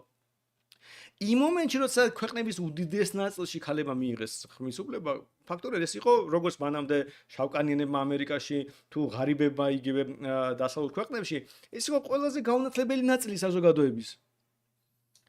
და რა გამოვიდა? გამოვიდა ის, რომ მართლობა ჩამოეკიდა არა ყველაზე განათლებულ ადამიანთა მცირე ჯგუფს, რომელიც შეიძლება ერთმანეთსაც იცნობდნენ კიდეც რაღაც ეტაპზე საკმაოდ კარგად, თუნდაც რა ვიცი, ერთი ხელის ჩამორთმევით ყველა ერთმანეთს იცნობდა. ჩამოეკიდა ხალხს, რომელიც საერთოდ გარწყმაში იყვნენ არაფრის, არ იცოდნენ, რა ვიცი, მათემატიკა, არ იცოდნენ, რა ვიცი, ელემენტარული რაღაც ფიზიკა თუ ასე შემდეგ, ასე შემდეგ. მათი მოტყუება გახდა ბევრად უფრო მარტივი. და თუ აქამდე მართლს არ შეეძლო უბრალოდ რაღაცა პრიმიტიული ტყუილი გამოეგდო. იმიტომ რომ იქ იმ მომენტში მას ხმას აძლევდა ძალიან მცირე, ძალიან ყველაზე განათლებული ნაწილი საზოგადოებას, ასე ვთქვათ. ძალიან შეიძლება არა, ეხა იმდროინდელი ინგლისელი რაც მე-19 საუკუნეში შეიძლება ბევრად უფრო გაუნათლებელი იყოს ვიდრე საშუალო სტატისტიკური ქართველი, მაგრამ ყოველ შემთხვევაში ყველაზე განათლებული ადამიანთა ჯგუფი იყო ამორჩეველი. ყველაზე მდიდარი, რომელიც თვითონ ფულს შოულობდა, ანუ თვითონ გადასახადებს იხდიდა და ეს ძალიან სპეციფიკური ხალხი იყო, მაგრამ მერე ამორჩეველი გახდა ისეთი ხალხი, რომელიც არც შემოსავალი ჰქონდა, არც განათლებული იყო, არც რაიმე ესეთი, ვთქვათ, სოციალური სტატუსი ჰქონდა, რომელიც რაღაცების ვალდებულებებს წარმოშობს და აღმოჩნდა, რომ ამ ადამიანების ხმებიც იგივე წონისაა, რაც სხვა ადამიანების და ის პატარა ადამიანთა ჯგუფი მდიდარი, რომელიც გადასახადებს იხდის, რომელიც თვითონ შოულობს და სხვის კისერზე არ ზის და ასე შემდეგ, ასე შემდეგ, იმათი ხმები მთლიან დაიკარგა. ამიტომ მე-19 საუკუნის ბოლოს და განსაკუთრებით მე-20 საუკუნის დემოკრატია არაფერ შუაში არის, თუნდაც მე-19 საუკუნის დასაწყისის დემოკრატიასთან, იმიტომ რომ ამ ფსევდო რელიგიამ ისეთი, ასე ვთქვათ, პოპულარობა მოიპოვა, რომ მართლობის სისტემა ბოლომდე შეიცვალა. თუ მე-19 საუკუნის დასაწყისში მართველი ეყრდნობოდა ნაწილობრივ რელიგიას, მაგრამ ნაწილობრივ ქვეყნის 1%-ის რაღაც ინტერესებს თუ რაღაც შეხუდულებებს თუ გადაწყვეტილებებს, ყველაზე მდიდარი და ყველაზე განათლებული 1%-ის. მე-19 საუკუნის ბოლოს და მე-20 საუკუნეში ეს იყო თავარი ამორჩეველი, გახდა ყველაზე გაუნათლებელი და ყველაზე ღარიბი. და ხო ხვდებით, რომ როცა ამ სისტემას ასე ცვლი, როცა ერთ შემთხვევაში ეკითხები 100 განათლებულ ჭკვიან, ну ჭკვიანი რა ვიცი სპეციფიკური რაღაცას, განათლებულს მინიმუმ და ადამიანს, რომელიც თავის ხორებით ცხოვრობს, ქონება იშოვა, მუშაობს, გადასახადებს იხდის და არავის კისერზე არ ზის. ეს ერთი ამბავია. და მეორე შემთხვევაში ეკითხები ყველას, ვინც მათ შორის უმრავლესობა მათ შორის ან სხვის კისერზე ზის, ან გაუნათლებელია, ან საერთოდ არანაირი შემოსავალი არ აქვს, ან მცირე შემოსავალი აქვს. გასაგებია, რომ მართლობა შეიცვლება. მართლობა შეიცვლება არა იმიტომ, რომ ეს ხალხი თვითონაც შეცდებიან, მათ შორის იმიტომ, რომ ვინც მართველია, მათ მხრიდან ხალხის манипуლირება გახდება ბევრად უფრო მარტივი. ბისმარკმა რომ შემოიღო სოციალური დახმარების სისტემა, ეს ხო იმიტომ შემოიღო, რომ ხალხის მოტყუება იქ უკვე ძალიან მარტივი გახდა. პენსიონერებიც იყვნენ უკვე ამორჩეველი. ღარიბი მოსახლეობას ამორჩეველი იყო და ამ ღარიბ მოსახლეობას უთხრა, რომ აგერო თქვენო სულ ცოტა დაგბეგრავთ, აი ეს სულ ცოტათიო, რაღაც 0.75% იქნება საშემოსავლო გადასახადიო. რა არის 0.75%, მაგრამ მერეო 60 წელს რომ მიაღწევთ, გადაგიხდით პენსიას. იქვე გასაგები იყო, რომ უმრავლესობა იმ ადამიანების, ვინც ამ გადასახადს გადაიხდის პენსიამდე, ვერც კი მიაღწევს. პენსიონერები ცოტანი არიან, ცოტა ცხოვრობენ, მუშები ბევრნი არიან, ბევრს ცოტა რო დაბეგრავ, აი დიდი ფული გამოდის, უმეტეს ნაწილს ჯიბეში ჩაიდებ, რავი, ომზე დახარჯავ, რაღაცას დახარჯავ და პენსიონერებს რაღაცას გადაუხდი, მაგრამ ხალხს ხო მარტივად მოატყუე, იმიტომ რომ ეს ხალხი გაუნათლებელია, არც სტატისტიკა იციან, არც მათემატიკა იციან, არც არაფერი არ იციან და ეუბნები, რომ აი შენ ახლა ძალიან ცუდად გადაიხდი, მაგრამ სიბერეში იგი ცხოვრები კარგად. აი ასე თუ ბისმარკის რეფორმებიც, აი უბრალოდ ნათელი მაგალითია, როგორ შეიძლება ხალხის манипуლირება, თუ ეს ხალხი გაუნათლებელია და ზოგადად არის მიშოული საკუთარი ცხოვრების ცხოვრებას. და აი ამან არა მარტო მთლიანად შეცვალა, ერთ-ერთი ძალიან მნიშვნელოვანი ეტაპი ამის იყო, აი ქალებს რო ვთქვი, ხო, ქალებსაც ხო იგივე დაემართათ. ანუ იმ მომენტში, როცა ქალებმა მიიღეს ხმის უფლება, ქალების უდიდესი ნაწილი გაუნათლებელი იყო. კაცებთან შედარებით უზარმაზარი სხვაობა იყო, შემთხვევაში ორჯერ, სამჯერ შეიძლება განსხვავებული ყოფილიყო რაოდენობა განათლებული ადამიანების. ანუ კაცებშიც იყო გაუნათლებელი, ქალებშიც, მაგრამ პროპორცია იყო აშკარად ქალების არ იყო ქალებისთვის სასარგებლოდ. და მაგრამ ეს პრობლემა კი არ მოგვარდა დროთა განმავლობაში. ამიტომ ეს პრობლემა მარტო გაყვივდა. იმიტომ რომ როგორც კი პოლიტიკოსებმა აღმოაჩინეს, რომ ამ ღარიბი გაუნათლებელი ხალხის манипуლირება მარტივია, მთელი პოლიტიკური პროცესი მე-20 საუკუნეში მიდის არა იმიტომ რომ ხალხი განათლებული მდიდარი გახდეს, რომ მე ამ ხალხმა კითხვა დასვას შენ ვინ ხარო გემორჩილებიო, ან შენ რატომ ვინ ხარო მე შენს გამოვცალ ვიღაც ადამიანი მოვკლა, ან შენ რატომ გიხადო გადასახადები. არა, მთელი ძალისხმევა პოლიტიკური კლასის, ასე ვთქვათ, მიმართული არა მარტო რა ვიცი, რაღაც კონკრეტულ ქვეყანაში, ზოგადად ტენდენციის სახით. მიმართული იყო, რომ ხალხი დააშნენ გაუნათლებელი და შეძლების და ჩამოკიდებული ხელისუფლებაზე. მთელი რეფორმების, რა ვიცი, სხვა რეფორმები იყო ჩატარებული ამერიკაში იქნება ევროპაში, რომ რაც შეიძლება ნაკლები პასუხისმგებლობა ქონდეს მოქალაქეს, რაც შეიძლება მეტად იყოს ჩამოკიდებული მთავრობაზე და რაც შეიძლება ნაკლებად განათლებული იყოს ის, რომ შეხვედრა მე კითხვა არ დასვას. და აქ მე როცა განათლებაზე ვსაუბრობ, მნიშვნელოვანია ზოგად განათლებას არ ვეძახი დიპლომს. ესეც ხომ გასაგებია, რომ ადამიანს შეიძლება დიპლომი ქონდეს, მაგრამ უყურეთ რა შეასაქმეა, ისე ავიღოთ ერთ-ერთი ძალიან გლობალური ტენდენცია, რომ ქალები და კაცების პოლიტიკური შეხედულებები ძალიან განსხვავდება და შეიძლება ამაში ახალი არაფერი არის ზოგადად რომ განსხვავდება, თუმცა თუ ადრე ეს განსხვავება ძალიან პატარა იყო და ძალიან ხშირად ფაქტობრივად გავლენას არ ახდენდა პოლიტიკურ შედეგებს, ეხლა ეს განსხვავება ძალიან დიდია დასავლეთში ყოველ შემთხვევაში და სულ იზრდება, წლების მანძილზე იზრდება. რაში მდგომარეობს ეს? ზოგადად ქალებში ბევრად გავრცელებულია სოციალისტური იდეების ხარდაჭერა. სოციალიზმი მოგესწრებათ ერთ-ერთი მიზეზი სოციალისტობის არის გაუნათლებლობა. და არიცი. და რა არის ამბავი ეს? რო შეხედოთ პროცესს, როცა ჯერ გასაგებია გავიაროთ ეს ეტაპი, როცა ქალებს განათლების პრობლემა ჰქონდათ და ოკეი, მაგალითად, თუნდაც ჯერ კიდევ 50-იან წლებში ელემენტარული მარათონში მონაწილეობაც კი ქალებისთვის რაღაც ესეთი დაუშვებელი ის იყო რევოლუციონალური ქცევა. ამერიკაზე ვსაუბრობ. მაგრამ ნუ კაი, ხო შეიცვალა ეს ამბავი, ხო მიიღეს ქალებმა თავისუფალი წვდომა უნივერსიტეტებზე, ხო მიიღეს, რა ვიცი, წვდომა რაღაც ნებისმიერ განათლებაზე, ხო არავინ არ ზღუდავს ახლა, რა ვიცი, ვინც არ უნდა თქვა საქართველოს რამე ბოლოს და ბოლოს ახლა შვედეთში და ამერიკაში ხო არავის არ აქვს პრობლემა, რომ რა ფაკულტეტის გაუხარდება იმას დააბაროს ქალბამ. ამიტომ ფორმალური გაგებით ეს ბარიერი ძალიან დიდი ხანი რაც მოხსნილია. მაგრამ კვეტრაში რა მოხდა? ვინაიდან ბუნებრივად ქალები ძალიან უფრო ხშირად ჰუმანიტარულ და სოციალურ მეცნიერებებზე აბარებენ, სოციალური მეცნიერებების აი მე ეკონომიკის წებს რო გიყვებოდით, თუ გახსოვთ, სოციალური მეცნიერები არიან ყველაზე, ასე ვთქვათ, ამარზენი ტიპები ზოგადად. ესენი არიან მართველების გამправებლები, სახელმწიფო ინსტიტუტების თუ იმის პოლიტიკოსების მრჩევლები, რომლის ერთ-ერთი მიზანია ხალხი უკეთესად მართო. მე ამაზე წინა ერთ-ერთ ეპიზოდში მოვყევი, მათ შორის ლინკებიც მაქვს აღწერაში ეკონომისტებს, რომ ეკონომისტები არ არიან მეცნიერები საერთოდ, რომ ეკონომისტები ფაქტობრივად ეს არის ანტიმეცნიერება უმეტესწილად, რომლის თავარი ამოცანაა ხალხი დაარწმუნოს, რომ მართველმა უნდა ის ძარცვოს. და ამიტომ ვინაიდან რო შეხედოთ სხვადასხვა ფაკულტეტებს, ფიზიკა, ქიმია, ასე შემდეგ, იქ ქალების წილი ნაკლებია ვიდრე კაცების.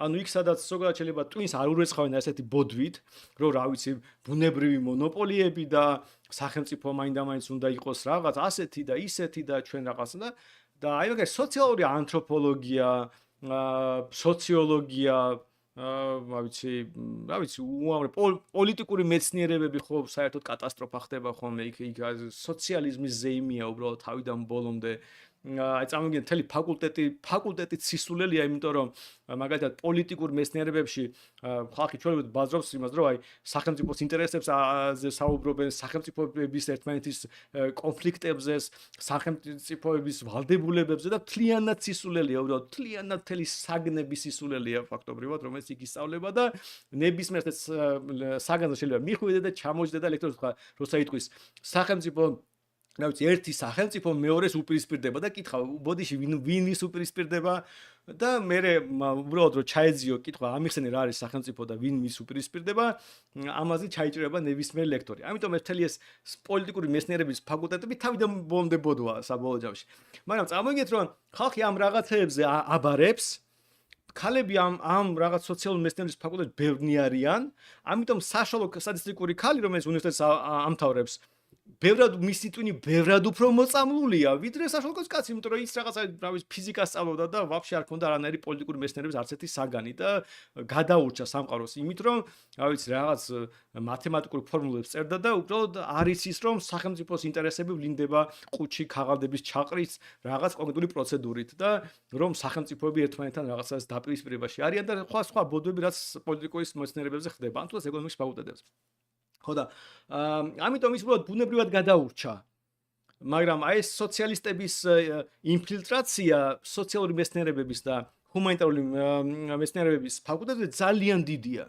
და ვინაიდანაც გენდერული დისბალანსი არსებობს ჰუმანიტარულ სოციალურ მეცნიერებებზე და საბუნებისმეტყველო მეცნიერებებზე, გამოვიდა რომ საშუალო სტატისტიკური განათლებული ქალი მაღალი ალბათობით იმდენად ტვინ მოწამლულია ამ სოციალისტური იდეებით, რომ საბუნებაში მისი პოლიტიკური შეხედულებებიც იცვლება, იმიტომ რომ თქვენი ტვინი თუ არ არის ამ ბოდვით მოწამლული, მაშინ და თუ თან მით უმეტეს განათლებული ხართ, რა ვიცი, ფიზიკა ისწავლეთ, ბევრად მაღალია შანსი, რომ უბრალოდ კითხვა დასვათ, კაცო, ეს რატომ ვემორჩილები ამას? აი სახელმწიფო ინტერესები რო არისო, კაცო, და რა არის ეს ინტერესები, ვინ გამოავლინაო, აბა მაჩვენე ეს პროცედურაო. ზოგადად კითხვა დასვა. ბევრად მარტივია, მაგალითად ფიზიკას თუ სწავლობ, მათემატიკა კარგად ისე, უფრო მეტ პატივს სცემ ლოგიკას მაგალითად. ამიტომ როცა ეუბნები, რომ გადასახადები ძარცვა, ну გასაგებია, რავი, ნებისმიერი საღაზო ყოფი ადამიანი, ის ოდნავ ლოგიკას პატივს სცემს, ამაზე დაგეთანხმება, იმიტომ რომ გადასახადები არის იზოლებით წართმეული ფული. და რავი, როცა ადამიანს იზოლება ართმევ ფულს, ძარცვა ან რა ვიცი, ყაჩაღობა თუ იარაღით აკეთებ ამას. ხო, ამას ხო არ ჭირდება არაფერი, მაგრამ ეს რო გაიგო, ხო, რაღაც ლოგიკას პატივს უნდა სცემდე. სოციალურ მეცნიერებაში ზოგადად პატივს დიდად არავის არ სცემს. ზოგადად ისეთი ძალიან სპეციფიკური რაღაცა არის სოციალური მეცნიერები. იგივე ეკონომისტებს რო კითხოთ, აი სტატიები, რომელიც მე დალინკული მაქვს წინა ეპიზოდზე, სადაც ეკონომისტებზე საუბრობ, იქ მაგალითებიც მოყვანე, როგორ ეკონომისტებს ფეხებზე კიდიათ ხშირად ლოგიკა. და ელემენტარულ ლოგიკის წესებს საკუთარი მეცნიერების ფარგლებში კი არსებენ პატივს. და ამიტომ სოციალურ და ჰუმანიტარულ მეცნიერებში რა ლოგიკა ძალიან სპეციფიკური რამ არის, რომელიც შეიძლება დაიცვა და შეიძლება არ დაიცვა. ამიტომ სოციალურ მეცნიერებში ძალიან ჩვეულებრივი ამბავია, რომ ეს გადასახადები მოქალაქის ვალდებულებაა, რომ ეს გადასახადები სწორია, რომ არა გადასახადები რაღაც, რომ სახელმწიფო ვალდებულია დაიცვას ხარიბები და ეს ბოდვები ჩვეულებრივად ვრცელდება ადამიანებში.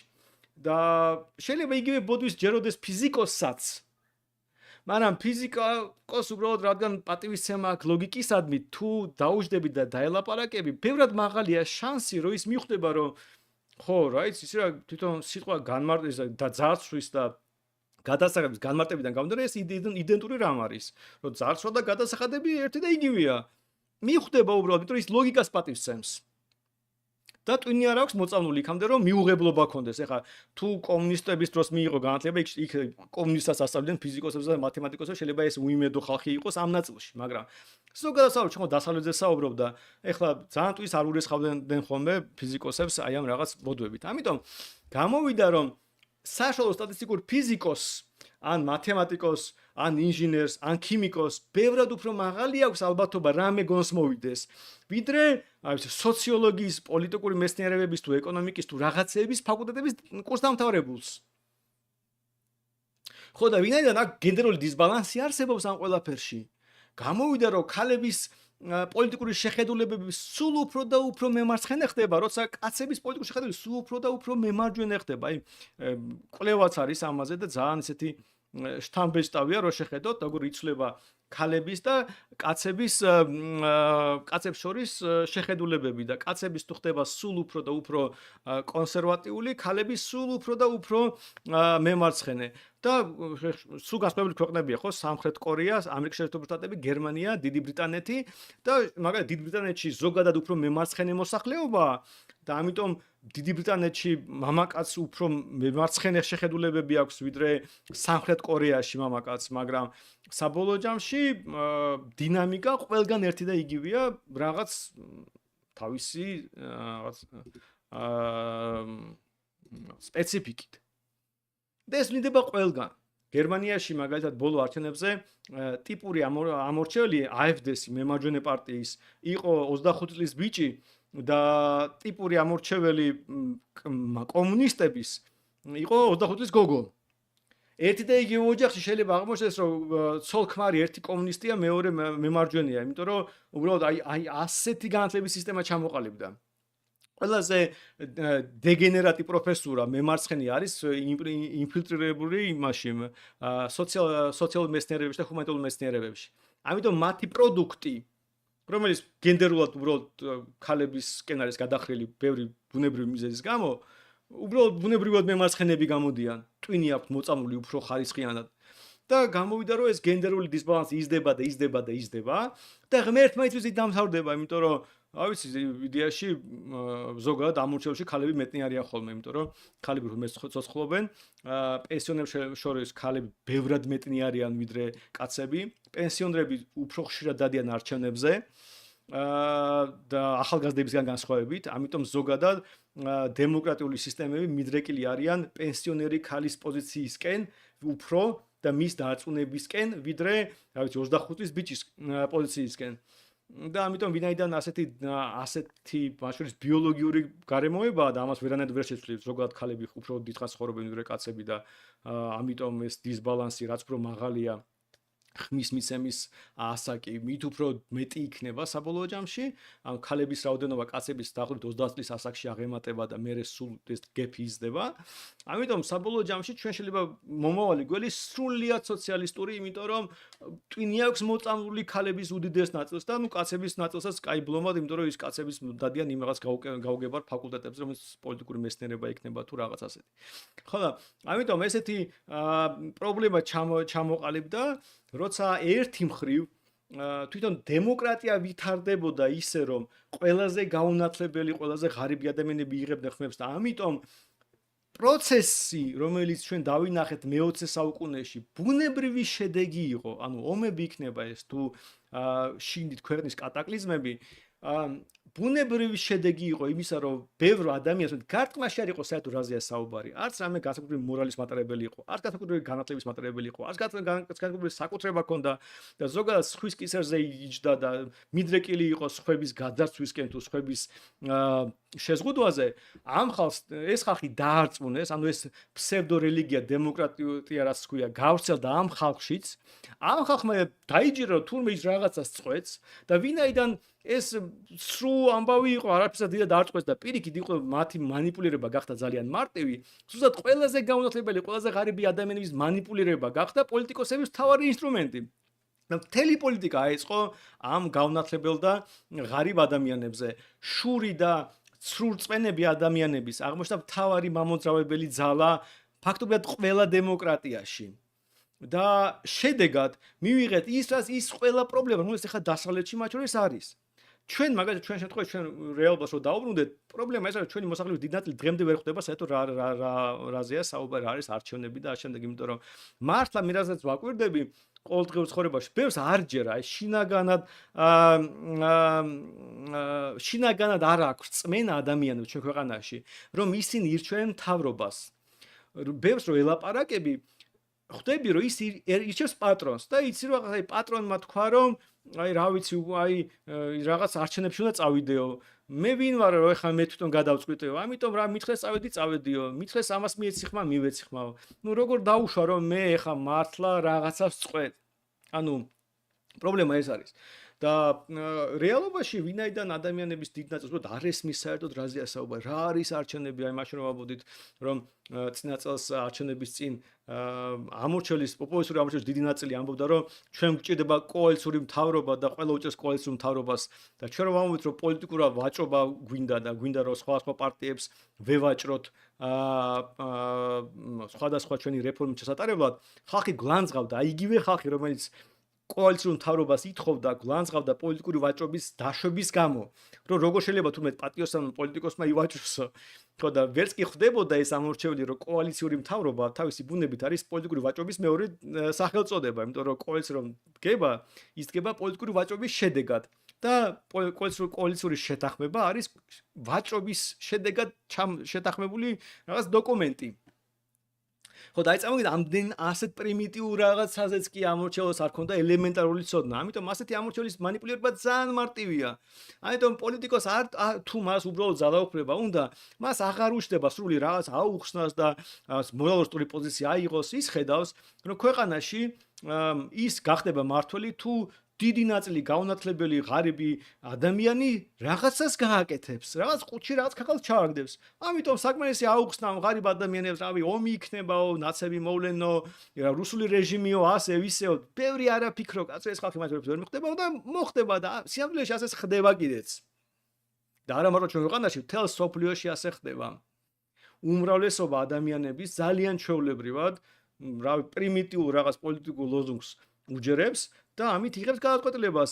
ძალიან ცოტაა ის ადამიანთა რიცხვი, ვისაც უბრალოდ უნარი მაინც გააჩნია, ზოგ შეიძლება უნარი ქონდეს და სრული არ ქონდეს, მაგრამ უნარი გააჩნია, რომ კითხვა დასვას რატომ მაგალითად, რატომ გემორჩილები, რატომ არის ასე და არა ისე, რატომ უნდა იყოს ასეთი მართლობის სტრუქტურა და არ იყოს ისეთი. ზოგადად კითხვა დასვას, ზოგადად დაფიქრდეს. სამყარო გვაჩვენებს, რომ ასეთი ადამიანები ძალიან ცოტანი არიან. ისინი სულ უმცირესობაში არიან. და ყოველთვის არიან უმრავლესობის მხრიდან მართვადი, ან თვითონ არიან მართველები. იმიტომ რომ მართველები როგორც ეს ყოველთვის ხვდებიან ხოლმე, რომ არანაირი რაღაცა, რა ის არჩევნები, ის არჩევნები კაცო.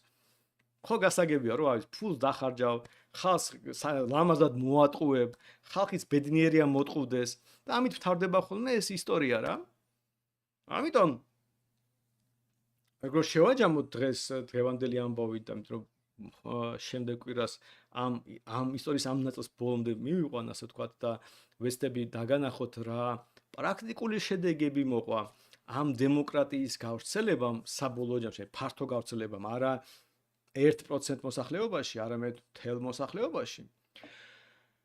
რო შევაჯამოთ ფაქტობრივად ჩვენ დავინახეთ რომ თუ ადრე ვიღაცას ღმერთი სწამდა და ამ ღმერთის წვენაში იყო ჩადებული როგორც მართლობის ფუნდამენტი, ასევე სწორად ქცევის ფუნდამენტი.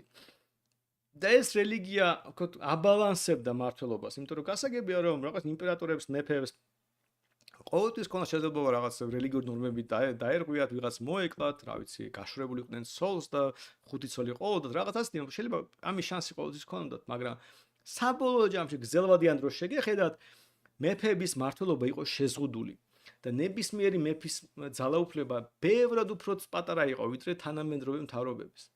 თუ შემოსავლებით შევაფასებთ ამას, მე-20 საუკუნის დასაწყისისთვის მთავრობების შემოსავალი სულ რამდენიმე პროცენტი იყო მუშიფუსი. სულ რამდენიმე წლეულში, რამდენიმე თაობაში ეს შემოსავალი 40-50%-ს აღემატებოდა. ანუ სიამდვილეში სულ რაღაც რამდენიმე თაობაში მთავრობების მართველების ძალაუფლება 10-ჯერ, ზოგადად მეტჯერაც კი გაიზარდა.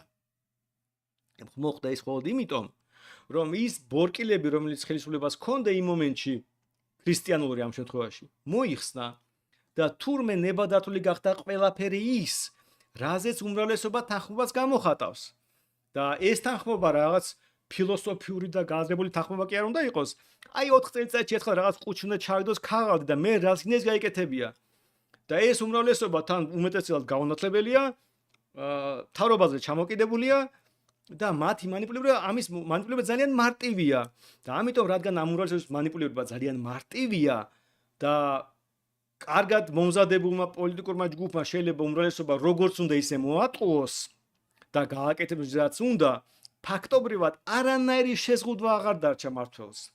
ანუ მართველს შეიძლება გაეკეთება რაც მას გაუხარდებოდა, იმ საკმარისი იყო, საკმარისი ფული ქონოდეს, რომ ქონოდა რომ ხალხი მოეტყუებინა. დაეყოლიებინა უმრავლესობა მისთვის, რომ მისულიყვნენ ყუთში და რაღაც ქაღალდის ფერის ქაღალდი ჩაიგდოთ ყუთში. მორჩა. ხალხში გაჟდა რწმენა, რომ თუ ყუთში ჩააგდებ რაღაც ქაღალდს, ეს საკმარისია, რომ ვიღაც ადამიანები 4 წელი შენ რაღაცნაირად იყენებდნენ, იყვნენ ჩვენი მართველები, ბატონები, ხალხმა ეს დაიჯერა და თან დაიჯერა ისე, რომ ბევრ საჭირო ასე ვთქვათ სფეროში არც განათლება ქონდა, არც გამოცდილება. ამ ხალხის მანიპულირება გახდა მარტივი, ამიტომ მართველებს შეიძლება გაეკეთებინა რაც გაუხარდებოდათ. და საბოლოო ჯამში ის რაც დავინახეთ ტრაგედიები მე-20 საუკუნეში. მათ შორის ტოტალიტარულ ქვეყნებში რომ ჩაიძიოთ როგორ იყო ეს მართლობით სისტემები აწყობილი, დაინახავთ, რომ ყველაფერი იმის ბრალი იყო, რომ ვიღაც ადამიანების თავში მართლობა იდგა ხალხის ნებაზე, რომელიც ღმერთმა იცის რა არის, ვერავინ ვერ გამოავლენს, მაგრამ ხალხს ჯერათ, რომ რაღაც ცერემონიებით, ყუთში ჩაყრის ქაღალდის ჩაყრით, რაღაც ნება ვლინდება და მერე უკვე მართლს შეუძლია რაც უნდა ისაკეთოს. დღემდე ჩვენ ქვეყანაში მათ შორის ხალხს ამის წამს. და ამიტომ მართლებს შეუძლია გააკეთონ ისეთი რაღაცები, რა ვერცეთ მეფეს და იმპერატორს არც წარმოედგინა, არის 500 თუ 1000 წლის წინ. და აი ამ რა შეუძლია მართლებს გააკეთოს ამ მაგალითების განხილვას და რა გვიცავს იმისგან, რომ ეს არ ხდებოდეს და რით განსხვავდება დემოკრატიები დღევანდელი ამის განხილვას შემდეგ კვირას დავიწყებ და დავასრულებ ერთი მაგალითით, უბრალოდ რომ დაახლოებით წარმოდგენა გქონდეთ როგორ არის. გასაგები რომ ერთი მაგალითი არაფერს არ ამტკიცებს, მაგრამ ილუსტრაციისთვის გამოდგება. დიდ ბრიტანეთმა თავრობა რომ გადაწყვიტა ჯერ კიდევ დემოკრატია რომ ძალიან შეზღუდული იყო 1%-ს ეხებოდა, გადაწყვიტა რომ მონობა დასრულებული იყო და კი უბრალოდ კი არ გააუქმა ეს, არამედ ყველა მონა გამოისყიდა. თუ არ მეშლება, ეხლა ჩავიხედები 20 მილიონი ფუნტი გადაიხადეს ამაში 1833 წელს. და ეს ძალიან დიდი ფული იყო მაშინ და ამდენი ფული მთავრობას არ ჰქონდა, ამიტომ ვალი აიღო და ეს ვალის იმდენი იმხელა იყო, რომ მხოლოდ 2015 წელს ვალი იყო ბოლომდე გადახდილი. აი ესეთი ერთი მაგალითი. და მეორე მაგალითი არის შვედეთის ამბავი, როცა ზოგადად არ მარტო შვედეთში, არამედ სკანდინავიაში და დასავლეთ ევროპაში გავრცელდა ქალების იძულებითი სტერილიზაცია და 70-იანი წლების ჩათვლით 70-იან წლებამდე შვედეთში ქალების სტერილიზაცია ხდებოდა, ანუ ვიღაცა რო ჩათვლიდა, რომ ეს ქალი არის სრულფასოვანი, არის დაალაგებული, შემდეგ მას იძულებით სტერილიზაციას უკეთებდა, რომ შეთხობით ბავშვი არ გაჩენოდა. მეტიც დანიაში ეს საკმაოდ დიდხანს კიდე 80-იან წლებამდე გრძელდებოდა ინუიტების შემთხვევაში. და საბოლოო ჯამში, თქვათ, აი შეიძლება ნახოთ, რომ მე-19 საუკუნეში ძალიან არადემოკრატიულ ქვეყანაში, იმიტომ რომ სულ დემოკრატიულ პროცედურაში 1% იღებდა მონაწილეობას, იყო ძალიან კაფეო მორალური წარმოდგენები რაღაცაზე და ბევრად უფრო დემოკრატიულ ქვეყანაში, სადაც ყველას ჰქონდა მისცემის უფლება, სრულიად არაადამიანური წესრიგი იყო მოწყობილი ძალიან დიდი ხნის მანძილზე, 10 წლეულები ფაქტობრივად. და ამ და სხვა მაგალითებს უფრო დეტალურად დავუბრუნდებით შემდეგ კვირას. და ეხლა გადავხედავ კითხვებს და თუ რამე კითხვები გიპასუხეთ. იაგო იკითხებოდა რატომ არის გამოწერებისთვის მარტო. გამოწერების იაგო მარტო არის კითხვები, თორე ისიც 5 წუთში თუ გამოიწოთ რაღაც კითხვის დასმის უფლება ექნება, თორე ვიდეოს ვისაც უნდა იმას ის უყურებს. აი აქ გასაგებია.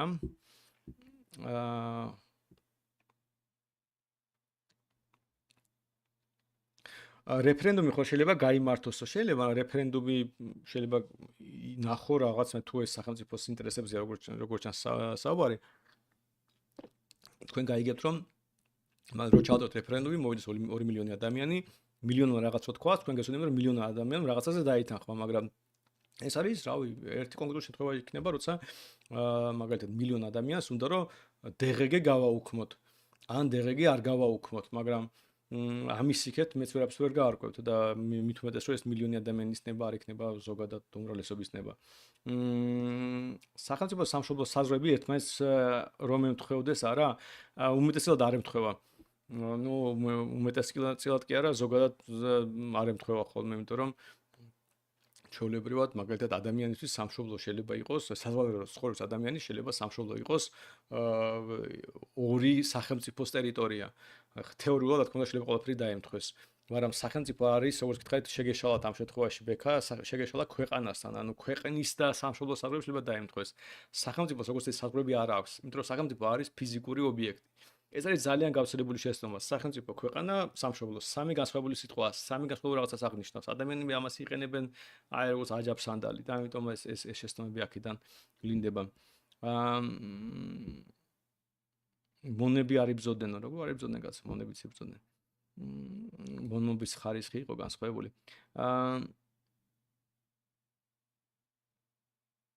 კი ბატონო, ჩამოვედი. ხო, მე მგონი დიდ კითხვები მეტი არის. აქეთ რომ გადმოვედი, პოლიტიკურად უფრო გავაქტიურდი. ვფიქრობ პოლიტიკურ მეცნიერებებზე ჩავაბარებ, თქო. მე სანდროს მოვუსმინე ერთ სეზონის ღამის ლაივზე. კი, პოლიტიკურ მეცნიერებებზე არ თუნდა ჩავაბარ. ზოგადად სოციალური მეცნიერებები არის ბოროტება, მათი როგორ გითხრათ, უმრავლესობა გამოვლინების. იმიტომ კი არა, რომ ეკონომიკა სუდი რამ არის. ზოგადად ეკონომიკა მე ბევრ რაღაცაში ძალიან საინტერესო ეკონომიკური აზროვნება ძალიან საინტერესო და ლამაზი რამ არის, მაგრამ ეკონომიკის ფაკულტეტი რო და ჩააბაროთ დიდი ალბათობით ისეთი ბოდვა იქნება იქ, რომ აი წარმოუდგენელიც არის. პოლიტიკური მეცნიერება თავიდან ბოლომდე სიგიჟე უბრალოდ, უბრალოდ აი აუტანელის არის ხოლმე. მე რო ვაკვირდები, როცა უნივერსიტეტში ვიყავი და ვთქვათ, სადისერტაციო საბჭო, სადღაც ვთქვათ, მომიჯნავე რამე ნაშრომი იხილება და გამოდის ვიღაცა და რაც პოლიტიკურ მეცნიერებებზე ლაპარაკობს, აი უბრალოდ ვინც მიცნობდა, აი მიყურებდა ყოველ ღიმილით, რომ აი ხა სანდრო ეხა აფეთქდება თუ არ აფეთქდება, ხა სანდრო რამე სიტყვის თუ არ იტყვის და აი რაღაც აი თელი ეს სხდომები სულ ასე მიდიოდა ხოლმე მახსოვს, იმიტომ რომ ვიყიდე ღმერთო ჩემო, როგორ შეიძლება ეს ბოდვა რამეს წარმოადგენს, როგორ შეიძლება დისერტაცია იყოს, როგორ შეიძლება აი ამის თქმას პროფესორი ერთხოს. მაგრამ ნუ აი ესეთი რაღაც საშინელებები ხდება პოლიტიკურ მეცნიერებებზე. რავი, სოციოლოგია ხო შეიძლება ძალიან კარგი იყოს, ვთქვათ, მაგალითად სოციოლოგიური კვლევების ჩატარების ამბავში და ეხლა ჩვენ პარტია ძალიან უჭირდება კარგი სოციოლოგიური კვლევები. რაღაც გაგებით გვეხმარება. ამიტომ შეიძლება სოციოლოგია იყოს ძალიანად საინტერესო რაღაც ნაწილში. მაგრამ ზოგადად სოციოლოგიის ფაკულტეტებს რო შეხედოთ, აი იქაც რაღაც საშინელებები ხდება, იქაც რაღაც სახელმწიფოები, საზოგადოებები, ხალხის ნებები და რაღაც. იგივე სოციოლოგიური კვლევების შემთხვევაში ხალხს მართლა გვინდა რომ ხალხის ნებას ავლენენ, მაგრამ ნუ აი რა უნდა უთხრა. ხო, და ასე შემდეგ სოციალური ანთროპოლოგია ეს არის კომუნისტების ბუდე უბრალოდ. აი შეიძლება ბუნებით ადამიანი ლიბერტარიანელი იყოს და იმასაც კი მოუწამლავენ ტვინს. და ასე შემდეგ. ამიტომ სოციალური მეცნიერებების ფაკულტეტები, ჰუმანიტარული მეცნიერებებში ხო საერთოდ რაღაც იქ შეიძლება ფილოლოგი იყოს ადამიანი, მაგრამ იმდენად რამდენადაც მას შეხება აქვს სოციალურ მეცნიერებებთან და ხშირად აქვს ხოლმე, იმიტომ რომ ხშირად მომიჯნავე შეიძლება იყოს ეს ამბავი. რაღაცას სწავლობდეთ, მომიჯნავე ალბათ არ იქნება, მაგრამ ყოველთვის რაღაცას სწავლობდეს, იმიტომ რომ ეხა ფილოლოგი უფრო დიდი ალბათობით რაღაც პოლიტიკურ მეცნიერებების ამბავს ისწავლის, ვიდრე რა ვიცი, კვანტურ ფიზიკას. ხო და იქაც აი გარდა იმისა რომ ამ ხალხს ასწავლიან ხოლმე დებილურ თეორიებს, ეკონომიკურ თუ პოლიტიკურ თეორიებს, კიდე ამათვის რადგან ეს არის მათი სპეციალიზაცია, გამარტივებულად და აი თლად რაღაც სტერეოტიპულ სასაცილო მიუღებლობ კატასტროფად ასწავლიან. იგივე პრობლემა დიპლომატების სხვადასხვა შორის. იმიტომ რომ საერთაშორისო ურთიერთობები ეს არის რაღაც გაუნათლებლობის მწვერვალია ზოგადად, იმიტომ რომ უმეტესწილად საერთაშორისო ურთიერთობების სპეციალისტი თუ ის თვითონ განათლებული ტიპი არის, თვითონ ჭკვიანი ტიპი არის, ადამიანი რომელიც არაფერი არ იცის. ანუ მან ცოტა ასწავლეს ეკონომიკა, ცოტა ასწავლეს ისტორია, ცოტა ასწავლეს რაღაცა და რა ვიცი, სამი ენა ასწავლეს. ნუ კაი, ენები იცნე, ენების სწავლა განათლებულობას არ ნიშნავს. ხო და რო კითხო, არც ეკონომიკა იცის, არც ისტორია იცის, არც პოლიტიკური ფილოსოფია იცის, არც ფილოსოფია იცის ზოგადად, არც მათემატიკა, არც ფიზიკა, არც ქიმია, არც ასტრონომია, არც არაფერი არ იცის. აი ცოტა რაღაცები ასწავლეს და ბევრი ენა. ნუ თარჯიმანია რაღაც გაგებით. ხო და ოღონდ პრეტენზია აქვს, რომ თარჯიმანი შეიძლება ფიზიკოს თარჯიმანად იმუშაოს და რა ვიცი, ეკონომისტმაც, მაგრამ იმას პრეტენზია აქვს, რომ რაღაც განსაკუთრებულია და რო შეხედოთ საერთაშორისო ურთიერთობების ფაკულტეტები, უბრალოდ რაღაც კონვეიერია გაუნათლებელი ადამიანების გამოშვების. და უბრალოდ ეხლა მაგალითად იქ რომ მიდიან ხშირად დიდარი ოჯახის შვილები, იმიტომ რომ დიპლომატობა უნდა და პრესტიჟულად ითვლება, მეტყვი შეიძლება მათ ბუნებრივად წვდომა ჰქონდეთ კაციგნებზე, კარგ რეპეტიტორებზე, თვითონაც რაღაც განათლებულები იყვნენ ზოგადად და ამიტომ მათ შორის შეიძლება იპოვოთ ბევრი განათლებული ადამიანი, მაგრამ ეს არა იმიტომ რომ ფაკულტეტებზე ასწავლიან ამას, არამედ იმიტომ რომ ზოგადად თვითონ არიან მიდრეკილი ამ განათლების მისაღებად, მაგრამ უმეტესწილად რო შეხედოთ ამ ფაკულტეტის კურსდამთავრებულებს, აი უბრალოდ ვერც ერთი მიმართულებით ვერაფერს ვერანაირ კრიტერიუმებს ვერ დააკმაყოფილებენ. არც ეკონომისტები გამოდგება მათ, იმიტომ რომ რაღაც საერთაშორისო ეკონომიკას ასწავლიან და აზზე არიან ეკონომიკის საბაჟო ცნებებენ. არც ისტორიის, იმიტომ რომ სიღრმესეულად მაინც ვერ ისწავლიდნენ ისტორიას, მეტად ცოტა დრო გვაქვთ გამოყოფილი. არც პოლიტიკური ფილოსოფიას, შეიძლება ვაფშე არც კი არ სწავლიდნენ პოლიტიკურ ფილოსოფიას, მაგრამ თუ ასწავლიან ძალიან ზედაპირულად რაღაც იციან სოციალიზმი, კაპიტალიზმი, რაღაც მემარცხენე, მემარჯვენე და რაღაც აი ზედაპირული ცოდნა ექნებათ. შემდეგ, ამიტომ აი ეს განათლების სისტემა იმდენად დეგრადირებულია ამ ნაწილში, რომ საბოლოო ჯამში დემოკრატიის ყველა პრობლემას აღვივებს, იმიტომ რომ ხალხი გამოდის სულიად მოუმზადებელი, გაუნათლებელი და უბრალოდ უნარი არ გააჩნიათ, წინააღმდება გაუწიონ მოტივირებულ, მომზადებულ, ნიჭიერ მატყუარა პოლიტიკოსებს, რომელსაც შეუძლიათ ამ ხალხის მანიპულირება. და მიუხედავად იმისა, რომ როგორც აი მაგ სახელმწიფოს ინტერესებიო საკმარისია უბრალოდ კითხვა დასვა, უბრალოდ პრიმიტიული კითხვა დასვა. აი თქვენ შეიძლება შეამოწმოთ მარტივი ტესტი, ან რა ვიცი, როცა საქმე მიდგება სახელმწიფოს ინტერესებზე, აი სახელმწიფოს ინტერესი რა არის, რო კითხოთ ადამიანს და მერე კითხოთ როგორ გამოავლინა და რით გამოავლინა და ასე შემდეგ და ასე შემდეგ. ან მაგალითად გადასახადები რო ძარცვა, უთხრათ ადამიანი, ის არ დაგეთანხმება დიდი ალბათობით თუ გირჩელი არის და რო არ დაგეთანხმებათ, კითხეთ უბრალოდ ცალკე რა არის გადასახადი, რა პროცესია გადასახადების გადახდა და რა არის ძარცვა. მე ეს ორი განმარტება დადეთ გვერდზე და აჩვენეთ, ერთი და იგივეა თუ არა. თუ ეხა ადამიანი გადასახადები მაინც იცის რა არის, მიხვდება რომ ეს ძარცვაა და რა ვიცი, ჩვეულებრივად შეუძლებელია სხვა ალტერნატივა იყოს. მაშინ ლოგიკას არ უნდა წამდეს პატივს. ამიტომ ზოგადად ასეთი პრობლემა სამწუხაროდ არსებობს. ამიტომაც დემოკრატიები ძალიან ცუდი რაღაცებისკენ მიდრეკილი სისტემები არიან და მაგრამ ვინაიდან ჩვენ ხედავთ რომ ჩრდილოეთ კორეას დემოკრატია ფორმალურად რუსეთიც და ინგლისიც შემდეგ რა თქმა უნდა ლაივში გავარჩევთ რა განასხვავებს ინგლისი ისეთი რუსეთისგან მაგალითად, იმიტომ იქაც არჩევნები ტარდება, აქაც არჩევნები ტარდება, რომ იქ დემოკრატია რაღაც ისეთი რაც მოგწონს და რუსეთში დემოკრატია ისეთი რაც არ მოგწონს და დამიჯერეთ ეს არის პროცედურის სიწმინდე. პროცედურის სიწმინდე არაფერ შუაში არის შედეგებთან. პროცედურები შეიძლება იყოს დაცული ძალიან მკაცრად, მაგრამ შედეგი მაინც იყოს ძალიან ცუდი. ამას გავარჩევთ შემდეგ შეხვედრაზე. დიდი მადლობა რომ ჩვენთან იყავით, არ დაგავიწყდეთ დალაიქოთ თუ მოგეწონათ ჩემი ლაივი და კომენტარები დაწეროთ თუ ასეთი კომენტარები გექნებათ, სიამოვნებით წავიკითხავ მოგვიანებით. მადლობა და შემდეგ შეხვედრამდე.